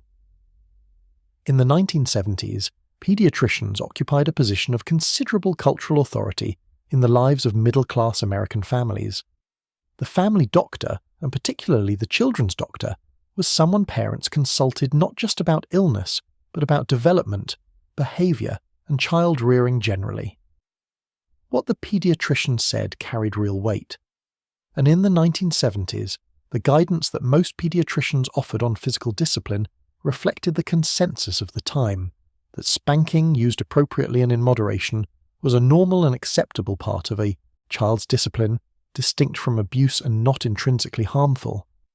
The distinction that was being drawn between acceptable discipline and unacceptable abuse was based on criteria of severity and frequency that left enormous space for harm to occur while remaining within the acceptable category. The children who were being disciplined within this framework were not, in the dominant understanding of the time, being harmed. They were being raised. The framework that would eventually produce clear evidence that any physical punishment carries developmental risks, that the efficacy of physical discipline in producing long-term compliance is negligible, and the costs in terms of the child's mental health and relationship quality are significant. That framework was decades away from reaching cultural influence. What was available to children in the 1970s was the experience itself, the experience of being hurt by the people who loved them, and the requirement to integrate that experience into an understanding of what love felt like. This integration is one of the most psychologically complex tasks of childhood, and children accomplish it in ways that are impressive in their sophistication and costly in their long-term effects. The integration goes roughly like this. The parent who hurts me also loves me. The hurt is evidence of the love because this is what the parent says. Correction is love.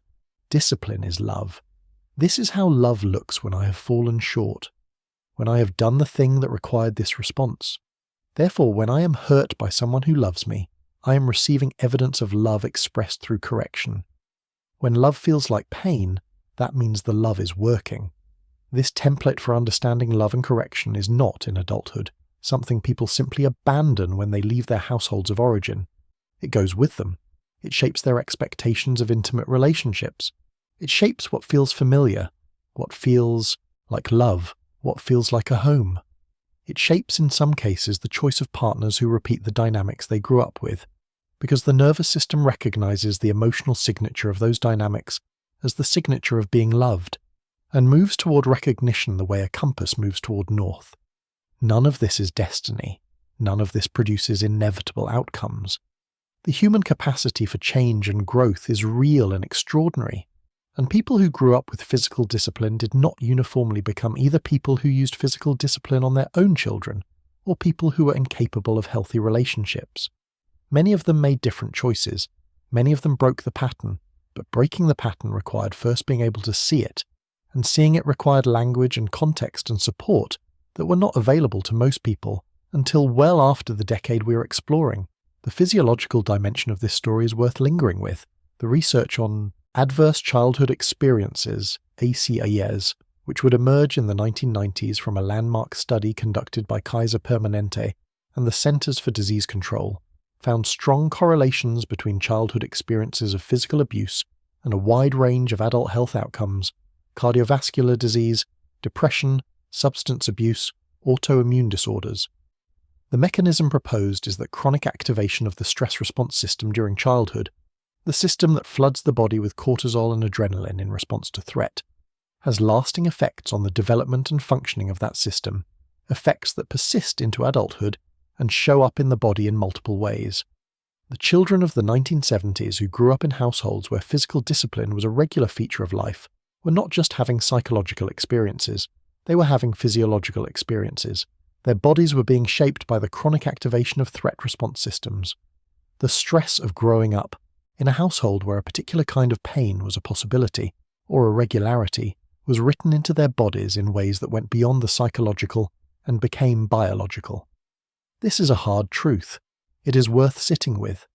The children in those houses were doing their best to be good enough to avoid the punishment, or resilient enough to survive it when it came, or quiet enough that it passed over them, and their bodies were absorbing all of it, recording all of it, carrying all of it forward. The economic reality of the 1970s, American household deserves more sustained attention than it typically receives in the romanticized accounts of the period. The post-war economic boom had been, for a significant portion of the American middle class, genuinely transformational. It had made possible the house, the car, the college education for the children, the occasional vacation, the comfortable retirement on the horizon. This prosperity had been real enough that it shaped the expectations of an entire generation, that this was how things went, that upward mobility was a reliable feature of American life, that working hard and following the rules produced stability and comfort and security. The 1970s began dismantling these expectations with a thoroughness that was deeply disorienting.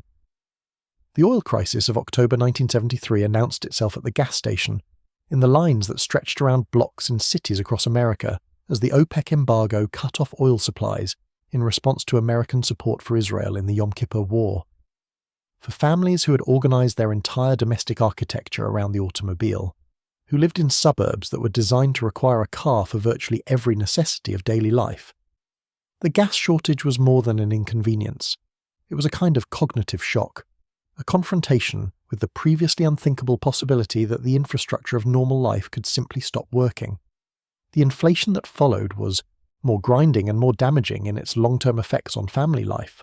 Grocery prices rose significantly through the mid-1970s. Heating oil prices rose, the cost of everything that the household required to function rose, while wages grew more slowly. Families that had been comfortable in the early part of the decade found themselves, by the middle of it, doing careful arithmetic at the kitchen table and coming up short in ways that were frightening and unfamiliar. For many men, this economic squeeze had a particularly acute psychological dimension. The identity of the 1970s American middle-class man was, as we have explored, profoundly organized around the capacity to provide. To be the husband and father who could keep the lights on, and the family housed and fed, and the children properly clothed and educated, was not merely a practical function, it was the central expression of masculine worth. A man who was providing was a man who was succeeding, a man whose income was being eroded by inflation, who was watching his ability to maintain the family's standard of living diminish, despite his continued effort and responsibility, was experiencing something that hit very close to the center of his identity. This experience had no acceptable outlet in the cultural vocabulary available to men of this period. You could not say, at the dinner table, or to a neighbor or to your wife, that you were frightened, that you lay awake at night doing the arithmetic and the arithmetic did not work and you did not know what you were going to do, that you felt like you were failing at the thing you were supposed to be better at than anything else, and that this felt like failing at being yourself. You could not say these things because saying them would require acknowledging vulnerability, and the performance of invulnerability was so deeply embedded in the masculine template that vulnerability felt like nakedness, so the fear went somewhere else, into the silence of the evening after dinner, into the edge in the voice when something minor went wrong at the household level, into the drinking sometimes, into the withdrawal that the family experienced as distance and the man experienced as the only available management of feelings that had no other place to go. The women in these households were also doing economic management in ways that were largely invisible. The household budget in many middle-class families of the 1970s was the woman's domain. She was the one at the grocery store making the calculations, choosing the store brand instead of the name brand, tracking what was on sale, figuring out how to feed the family for a week on a budget that was shrinking in real terms. She was the one who knew, before anyone else in the household, when the margin was getting dangerous. She was the one who was quietly reducing expenditures in ways that nobody would notice, managing the household's actual economic situation without the household being aware of how precarious it had become. This kind of economic management is its own form of invisible labour, and it carries its own psychological cost. Managing anxiety about money while maintaining the appearance that everything is fine, while continuing to perform the domestic function as though the resources were adequate to the performance, this requires a sustained and exhausting form of cognitive and emotional work. The women doing it were rarely acknowledged for it.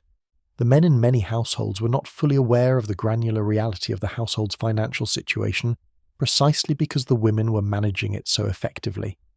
The effectiveness of the management made the work invisible, and the invisibility of the work made it unrewarded and unacknowledged. The children's experience of the family's economic stress varied enormously by how explicitly it was communicated.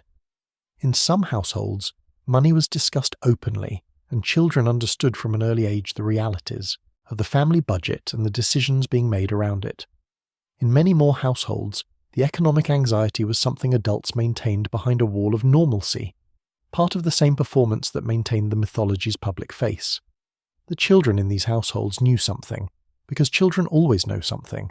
They noticed when the answer to certain requests was different from what it used to be. They noticed the particular quality of the conversations that happened in low voices after they were supposed to be in bed. They filed these noticings under the general category of things the adults know that I am not supposed to know about, and they adapted accordingly. The housing market of the 1970s added another dimension to this picture. The combination of inflation and rising interest rates through the late 1970s, culminating in the Federal Reserve's dramatic rate increases under Paul Volcker beginning in 1979, made the mortgage, which for many families had been an entirely manageable fixture of the household's financial landscape, into something much more variable and frightening.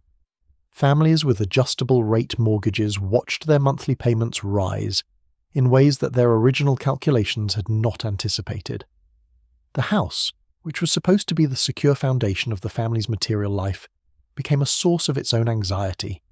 The double burden that women were carrying in this period, full-time paid work plus full-time domestic management, was further complicated by the economic reality. Many women were working not as a lifestyle choice or as an expression of feminist aspirations, but because the family genuinely needed the income.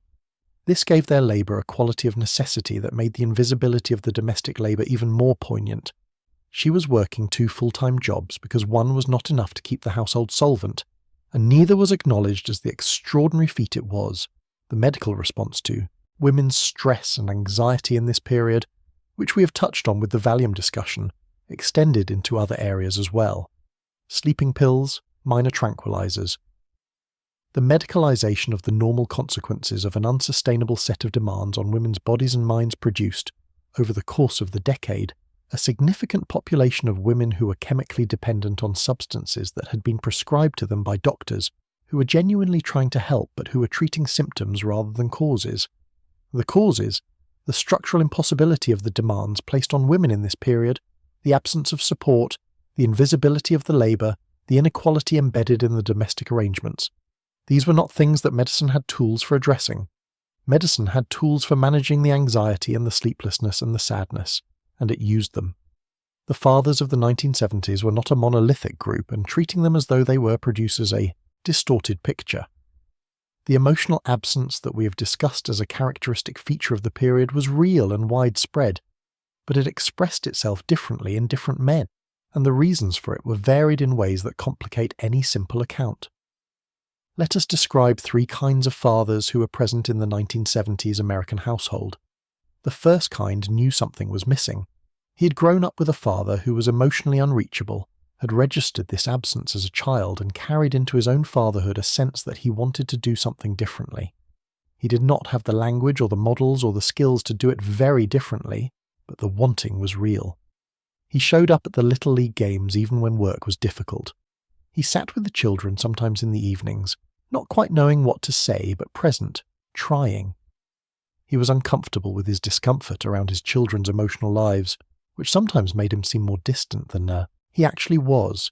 He was a man doing his best with the tools available to him, and being genuinely frustrated by the distance between his aspirations and his capacity.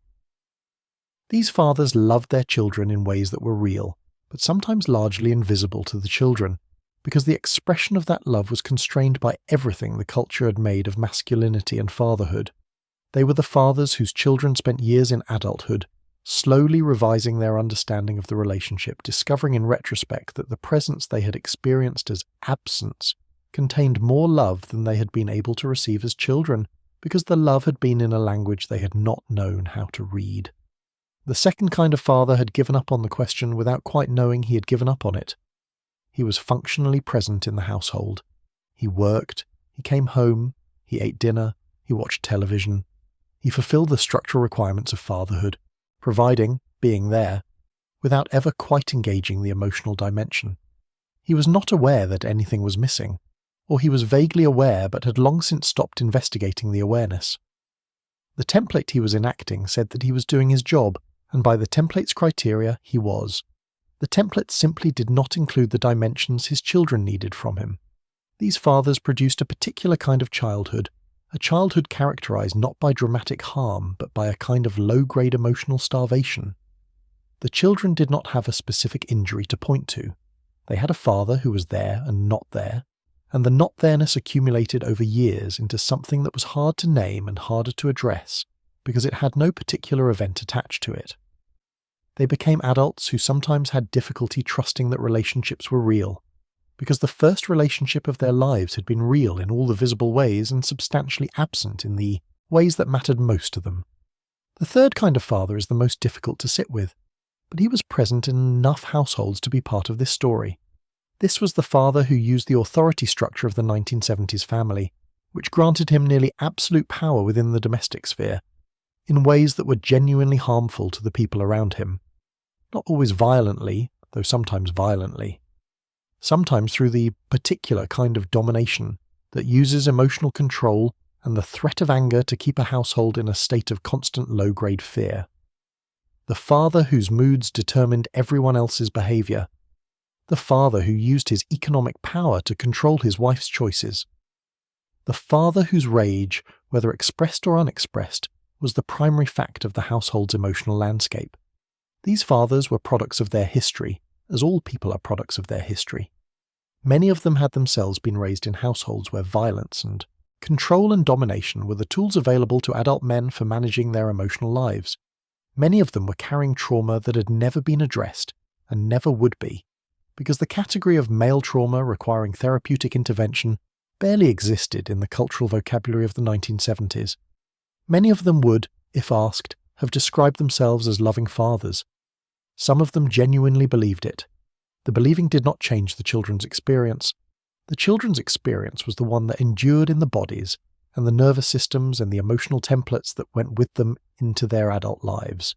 The research on fatherhood from this period, which was itself in its relative infancy as a field of study, was beginning to document something that would become much clearer in subsequent decades, that fathers mattered to children's development in ways that were not simply reducible to the providing function, that the quality of the father's emotional engagement or disengagement had measurable effects on children's cognitive development, social functioning, psychological health, and relationship patterns in adulthood.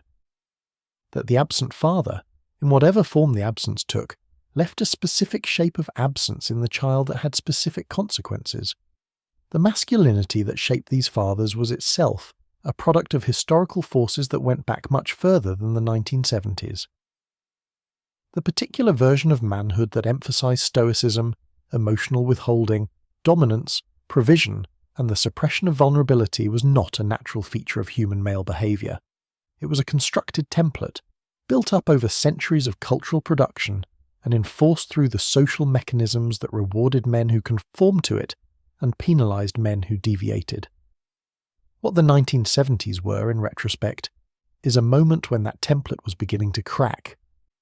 The feminist movement's challenge to gender roles was not only about women's roles, it was inevitably about men's roles as well.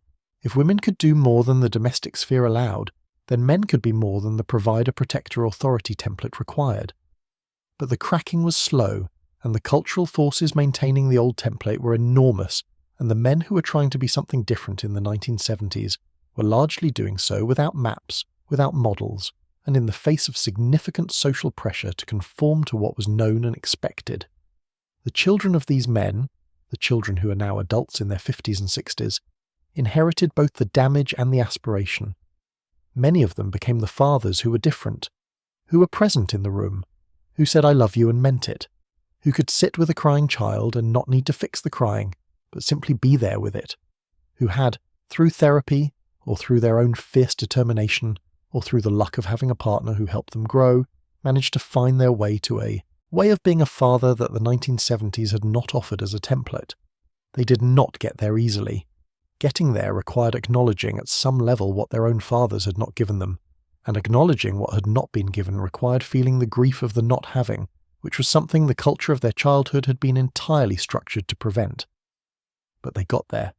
The silence around domestic violence and child abuse in the 1970s was not simply social cowardice or moral failure on the part of the people who maintained it, though it was sometimes those things too. It was, in significant part, a structural feature of a society that had not yet built the institutional and cultural infrastructure for seeing, naming, and responding to these forms of harm. To understand what the silence protected, it helps to understand how little existed on the other side of breaking it. A woman in 1975 who was being beaten in her home and who found the courage to go to the police was entering a system that was almost entirely unprepared to help her.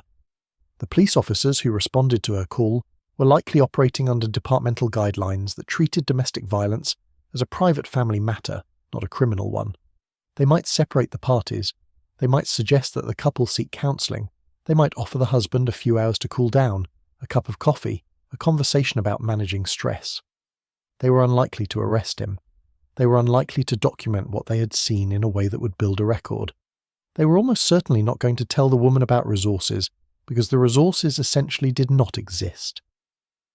If she wanted to leave, where was she going to go? Her family of origin might not welcome her back, particularly if they had their own investment in the mythology of the functional family, or in the social status that came with being the family whose daughter had stayed in her marriage.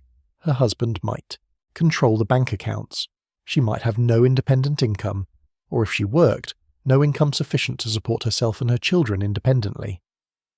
The housing market did not accommodate a woman alone with children arriving suddenly with no savings and a background of not having worked full-time for years. The legal mechanisms for obtaining emergency protection orders were minimal. The shelters were few and almost always full. The calculus that kept women in abusive situations in the 1970s was not primarily a failure of courage. It was a rational assessment of an environment in which leaving produced concrete dangers, and staying produced the hope, however unrealistic, of a return to something better. The children needed to eat. The children needed to be housed. The children needed to go to school and have shoes that fit and not know that everything was falling apart. Staying was, in many women's assessment, the least bad available option in the absence of a better one. This assessment was not wrong given what was available. It was reasonable. And the absence of better options was not an accident or an oversight. It was the consequence of a society that had not yet decided that women's safety in their own homes was a collective social responsibility rather than a private matter of individual management. The shelter movement that began in the early 1970s was, in this context, genuinely revolutionary. Not because the shelters themselves could solve the problem. They could not. They were too few and too poorly resourced and too temporary in what they offered. But because their existence said something that the silence had been preventing from being said. It said that this is real, and this is wrong, and there is a place to go. The existence of a place to go was itself a kind of cultural statement, that the violence was not the woman's problem to manage, but a harm that required a response. The advocates who were building these shelters in the 1970s were operating on very little. They were running on grants that ran out and donations that were unpredictable, and the volunteer labour of women who had often survived what the women in the shelters were surviving, and they were doing this in a cultural environment that did not yet widely recognise what they were doing as the serious public health work that it was. They were also doing something else. They were creating, in the space of the shelter, an environment where women could talk to other women about what had happened to them, where the thing that had been unspeakable in the household, in the neighbourhood, in the church, in the social world that the mythology maintained, where that thing could be named among people who would recognise it, who would not minimise it, who would not send you home with advice to be a better wife.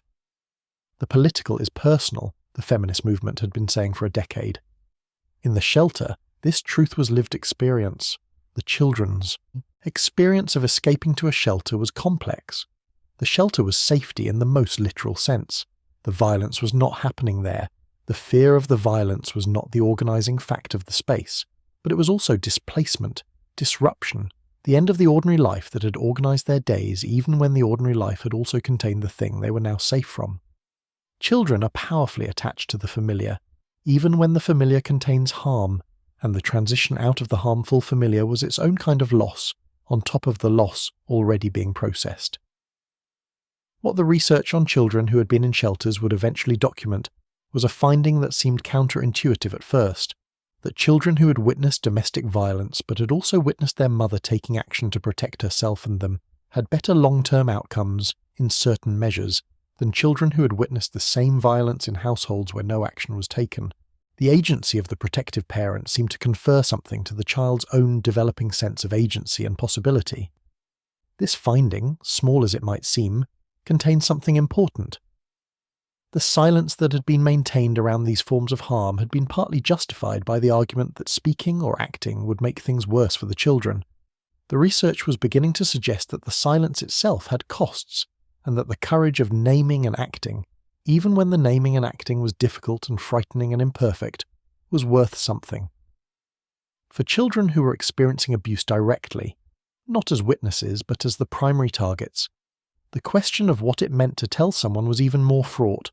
The adults in a position to intervene, the teachers and neighbours and relatives and paediatricians, were operating within frameworks that told them that family matters were private, that children sometimes exaggerated, that parents who disciplined firmly were acting from love, that the appropriate response to a child's disclosure was gentle questioning rather than immediate action. These frameworks were not designed to enable harm. They were the products of a genuine uncertainty about where the line between acceptable and unacceptable fell, an uncertainty that the culture had not yet resolved through the accumulation of research and the development of clearer frameworks. But in practice they meant that children who spoke often found that speaking produced worse outcomes than silence. Disruption, family crisis, parental rage, the devastating experience of not being believed, or of being believed and having it make no difference. The child who learns that speaking produces these outcomes learns instead to not speak, to manage the unmanageable alone, to file everything under the category of this is what my life is, and to focus all available energy on the question of how to survive it rather than the question of how to change it. This is what the silence protected, the households where harm was happening. And the cost of that protection was paid by the people inside those households in the only currency children have to spend, their childhood. The emergence of the therapeutic culture in the 1980s and 1990s as a major force in American life was not simply a fashion trend, though it was sometimes described that way by people who were uncomfortable with its implications. It was the response of a generation to a specific need, the need for a context in which what had happened could be acknowledged as real. One of the most consistent things that adults who grew up in the kinds of households this story describes say about their experience of therapy is some version of the following. It was the first time an adult heard what I described and believed it. Not only believed it, but responded to it as though it mattered. Not only responded to it as though it mattered, but helped me understand why I had organised my life, the way I had organised it in response to it. This is an extraordinary thing to reflect on, that for a significant number of people, the first adult witness to their actual childhood experience was not a parent, not a relative, not a teacher, not a neighbour, not a coach, not a pastor, but a therapist they began seeing in their 30s or 40s, in a room they were paying to be in, with a person whose professional mandate was precisely to hear without minimizing. The self-help movement that proliferated in the 1980s was, in some respects, the democratized version of this witnessing. The books, Adult Children of Alcoholics, published in 1983, Toxic Parents, published in 1989, Bradshaw on, The Family, published in 1988, The Drama of the Gifted Child, translated from German in 1981. These books sold in millions of copies because they described experiences that millions of people recognized. They gave language to things that had been lived but never named, and the act of Recognition of reading a description of your own childhood in a book that was not about you specifically was itself a form of witnessing. You're not alone in this. What you experienced was real. What you adapted to was difficult. What you became in response makes sense. The 12-step model, with its fifth step requiring the acknowledgement of one's story to another human being, was doing something that therapy was doing in a more formal register, providing a witness. The act of saying, to someone who would hear it without judgment and without needing to defend or explain the people involved, "This is what my life was." This act had genuine therapeutic value that was documented in the research and experienced in the lives of millions of people who found their way, through one door or another, to a context where it was possible. The resistance to this witnessing was also real and worth acknowledging. There was a significant cultural current present throughout the 1980s and continuing into the 1990s that was deeply uncomfortable with the emergence of the therapeutic vocabulary. Critics argued that therapy encouraged victimhood, that the focus on childhood experience was a way of avoiding adult responsibility, that the naming of parental harm was a form of blame that undermined the family itself. These criticisms were sometimes made in good faith by people who had genuine concerns about the ways the therapeutic discourse was being applied. They were also sometimes made by people who had a stake in the silence, who found the naming threatening in ways they would not or could not acknowledge. The debate about recovered memories that erupted in the early 1990s added a genuinely complicated dimension. Some therapists, working with techniques that were not yet well evidenced, were facilitating the emergence of memories in clients that the clients then experienced as recovered truths about childhood abuse, and some of these memories were subsequently shown to be false or heavily distorted.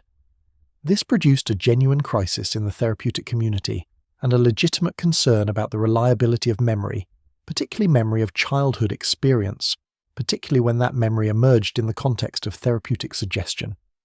The crisis was real, but it was also used in many quarters to cast a broader shadow over the entire project of taking people's accounts of their childhood experiences seriously. The falseness of some recovered memories was deployed as an argument against the validity of childhood trauma narratives generally, in a way that exceeded the evidence and served interests that were not primarily epistemic. The people who had been sitting in therapy rooms for years, carefully working through what they knew to be their actual experience, were not fabricating or confabulating. They were doing the hard and genuine work of understanding how their history had shaped them. The recovered memory controversy was a crisis within the field that should have produced better practices in specific therapeutic techniques. It should not have, and in the long run did not, undermine the basic project of taking childhood experience seriously. What emerged from the therapeutic culture's engagement with the legacy of the 1970s family was a generation of adults who had, in varying degrees, done the work of understanding their history, who had identified the patterns, who had traced the origins of the ways they organized their emotional and relational lives to the environments that had shaped those lives, who had in some cases made explicit choices to interrupt patterns that had been running in their families for generations. The interruption of intergenerational patterns is one of the most significant and least celebrated human achievements. It is not dramatic. It does not look like anything from the outside. It looks like a parent taking a breath before responding to a child's tantrum and choosing a response that is different from the one they received in the same situation. It looks like a person noticing that they are replaying a familiar dynamic in a relationship and choosing to do something different, even when the something different feels strange and uncomfortable and unfamiliar. It looks like small choices, made repeatedly, over years, in the absence of any guarantee that the choices are working. But they add up. The research on intergenerational transmission has shown clearly that the transmission of trauma is not automatic or inevitable. It depends on many variables, and one of the most powerful variables is whether the adult who grew up in the traumatizing household has had the opportunity to process that experience with a consistent, caring other, whether that other is a therapist, a partner, a friend, a support group, or some other form of sustained, honest relationship. Processing means different things in different contexts. In the therapy room, it may look like careful, structured exploration of childhood experience and its effects. In the support group, it may look like sharing and listening and being witnessed. In a friendship, it may look like the kind of conversation that goes on into the night and leaves both people exhausted and somehow lighter. In a relationship, it may look like the kind of sustained intimacy that requires and builds the capacity to be known. All of these are forms of the same fundamental thing, the encounter with a witness who receives the truth of your experience and reflects it back to you as real. This is what the silence of the 1970s family had denied so many people for so many years, and the gaining of it, however late, in whatever form it came, was evidence of the human organism's extraordinary capacity for healing. There was not one world inside the 1970s American suburb. There were several, overlapping and adjacent and mutually influencing, each with its own rules and its own particular quality of experience, and the people who inhabited each of these worlds were not necessarily fully visible to the people in the others. There was the world of the women in the neighbourhood. This world was organised around the domestic spaces, the kitchen, the backyard, the school parking lot, the supermarket, the paediatrician's waiting room, the coffee morning, the PTA meeting. It was a world of horizontal relationships, of women who knew each other in the texture of daily life, who borrowed flour and watched each other's children and exchanged recipes and noticed, without necessarily naming, when something in one of the neighbouring households seemed off. This world was often dismissed by the culture that surrounded it as small, as trivial, as consisting of nothing more consequential than gossip and casseroles, and the management of domestic concerns that did not rise to the level of seriousness. This dismissal was one of the structural ways that the women's labour was kept invisible, by defining the sphere in which it occurred as inherently minor. But the women's world was not minor. It was the primary connective tissue of the community. The relationships that were maintained through it were the ones that provided, or withheld, the practical and emotional support that made it possible to function in the difficulties that daily life produced. A woman who was struggling needed a neighbour who would notice. A woman who was isolated needed someone to include her. A woman who was in danger needed someone who had her number and would call, or who would answer when she called. The women's neighbourhood world, for all its constraints and its enforced triviality, was also the place where certain truths circulated that did not circulate elsewhere. Not explicitly, not in the direct language that the therapeutic culture would later develop, but in the exchanged glance, in the particular quality of a pause, in the comment that was not quite said and was not quite not said.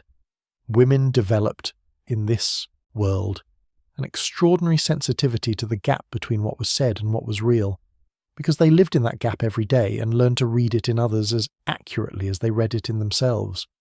The world of the men was organised around entirely different spaces: the workplace, the commute, the backyard on the weekend, the garage, the sports viewing.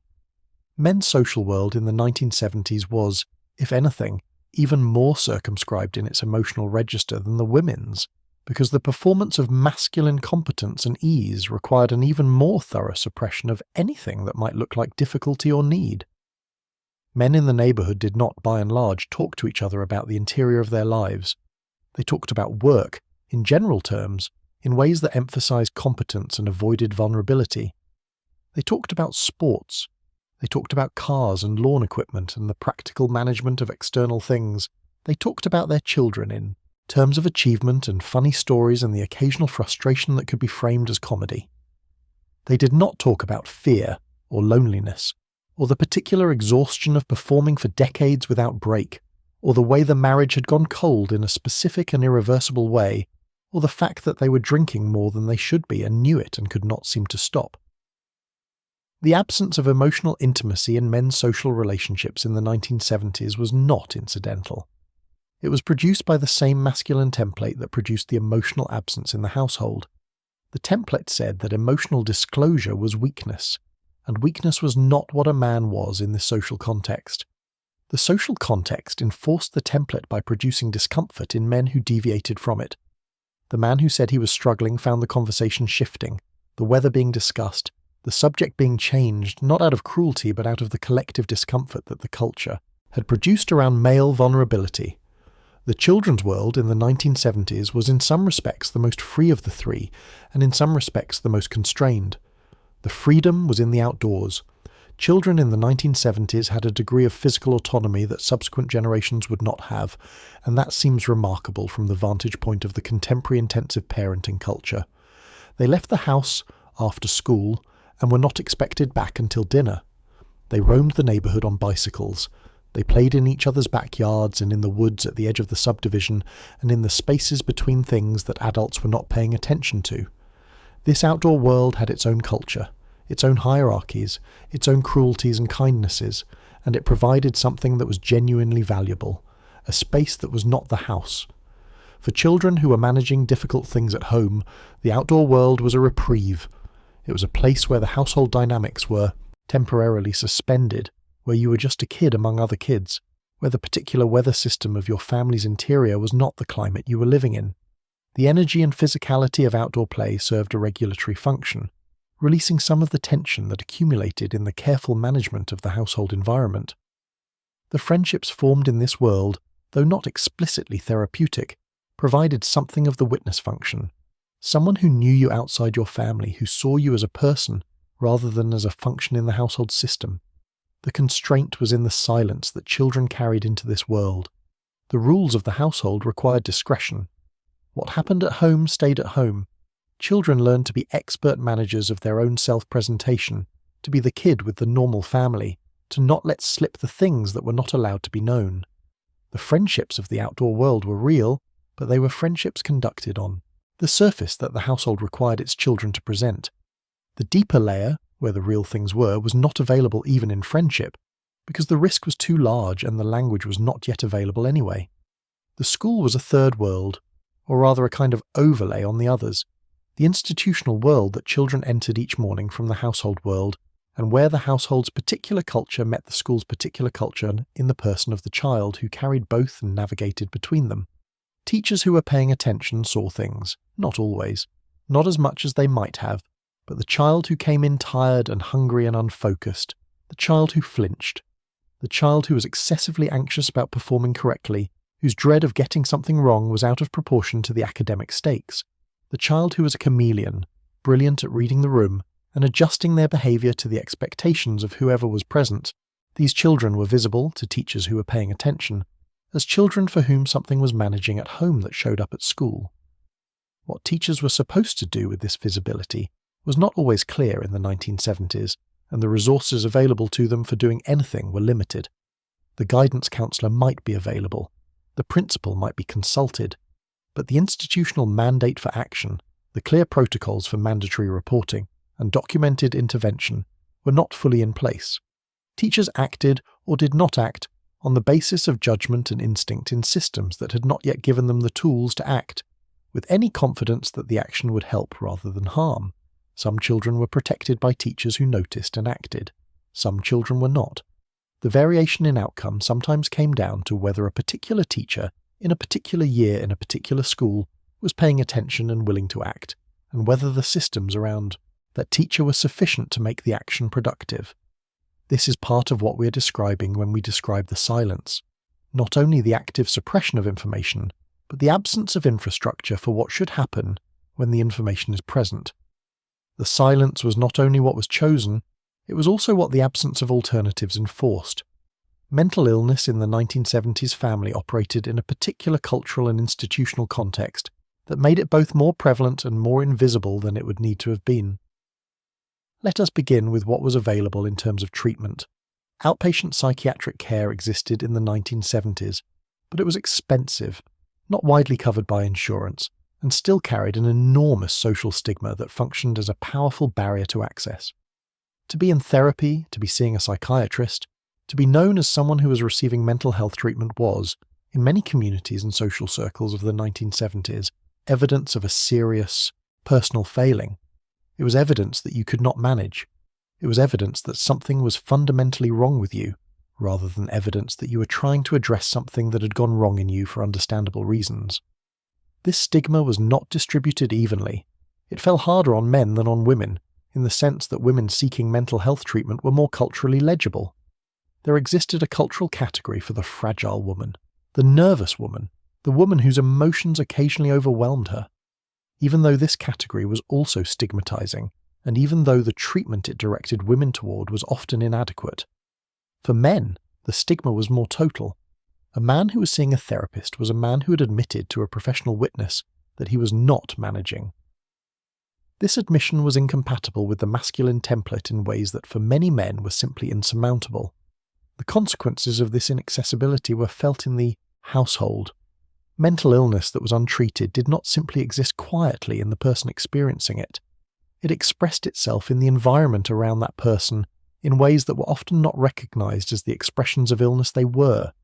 The man whose depression manifested as irritability and withdrawal.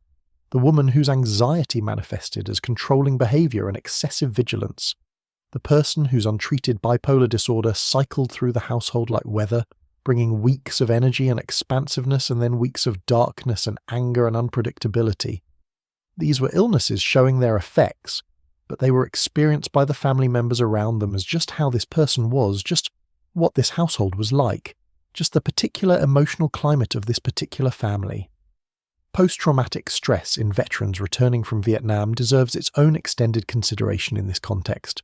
The men who came home from Vietnam came home to a country that did not know how to receive them. The war was contested, shameful in many quarters, not the clear moral narrative of World War II that had given veterans of that war a clear and honoured social role. Vietnam veterans were not, in many cases, welcomed home in the ways that previous generations of veterans had been welcomed. They were sometimes ignored. They were sometimes actively stigmatised. The anti-war movement, which had been morally right about the war, was sometimes cruel about the men who had been sent to fight it, and the men themselves were carrying things that the culture did not yet have words for. They had experienced things in combat that the human psychological system is not designed to absorb without lasting effects. They had killed people. They had watched friends die. They had operated in conditions of sustained terror and uncertainty and moral complexity that left marks that did not simply fade when the uniform came off and the plane landed at the airport and somebody said, "Okay, now go back to your life." Post-traumatic stress disorder was not officially recognised as a diagnosis until 1980, and the recognition came largely through the advocacy of Vietnam veterans themselves and the clinicians who were treating them. In the 1970s, what veterans were experiencing was described in a variety of ways that did not capture what it actually was. Adjustment disorder, combat neurosis, the label that had been used in earlier wars. These labels did not direct anyone toward effective treatment, because effective treatment did not yet exist in any systematic form, and the research that would eventually produce effective treatments was not yet sufficiently advanced. What this meant practically was that the Vietnam veteran in the 1970s American household was managing, largely without help, something that required substantial help. He was managing it within the context of a household that needed him to function, a culture that expected him to be fine, and a masculine template that had no room for the acknowledgement that what he had been through had done something to him that he could not simply will away. The effects on the family were often severe. The hypervigilance that is characteristic of PTSD, the constant scanning for threat, the startle response, the inability to feel fully safe, even in contexts that were objectively safe, is profoundly disruptive to intimate relationships and family life. The emotional numbing that is another characteristic feature of the disorder, the flattening of affect, the inability to access positive emotions, the feeling of being cut off from meaningful connection even with people one loves, left many veterans' families living with a man who was physically present but emotionally somewhere else, somewhere that nobody could follow him. The children of these veterans were growing up in households shaped by this absence in ways they could not name. The father who sat at the table and was somewhere else. The father who responded to noise with a sharpness that seemed disconnected from the noise. The father whose anger came from nowhere and receded back into nowhere without explanation. The father who drank. There were also the households managing mental illness that was not combat-related. The mother with severe depression. The father with undiagnosed bipolar disorder. The teenager whose psychotic breakup ended the entire household in ways that left the other children with a particular kind of secondary trauma. The trauma of having witnessed a family member's acute psychiatric crisis, of having watched something terrifying happen to someone they loved, of having had to reorganize their understanding of their family around a new and frightening reality.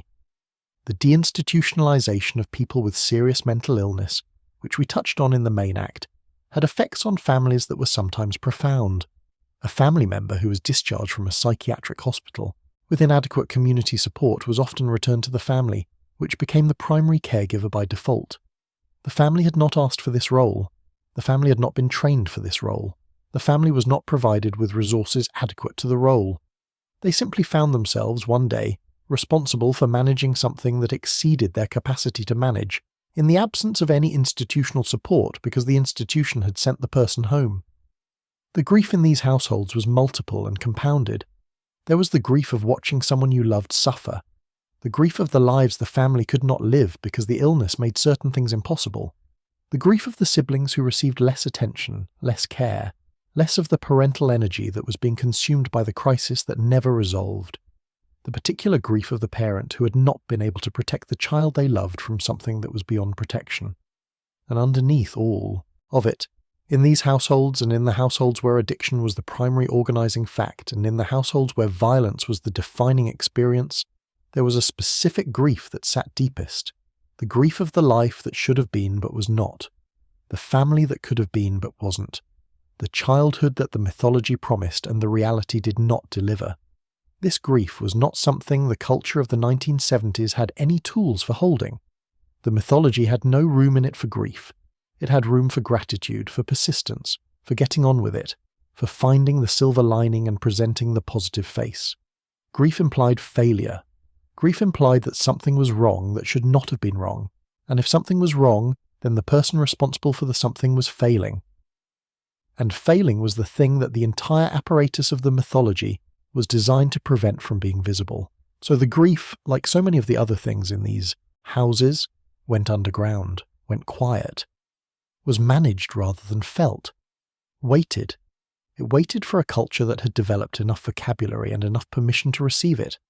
It waited for the therapy room and the support group and the memoir and the research study and the conversation between friends that goes on until 2 a.m. and leaves both people changed.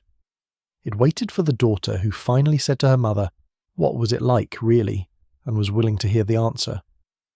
It waited in some cases for a very long time. This is what history asks of us.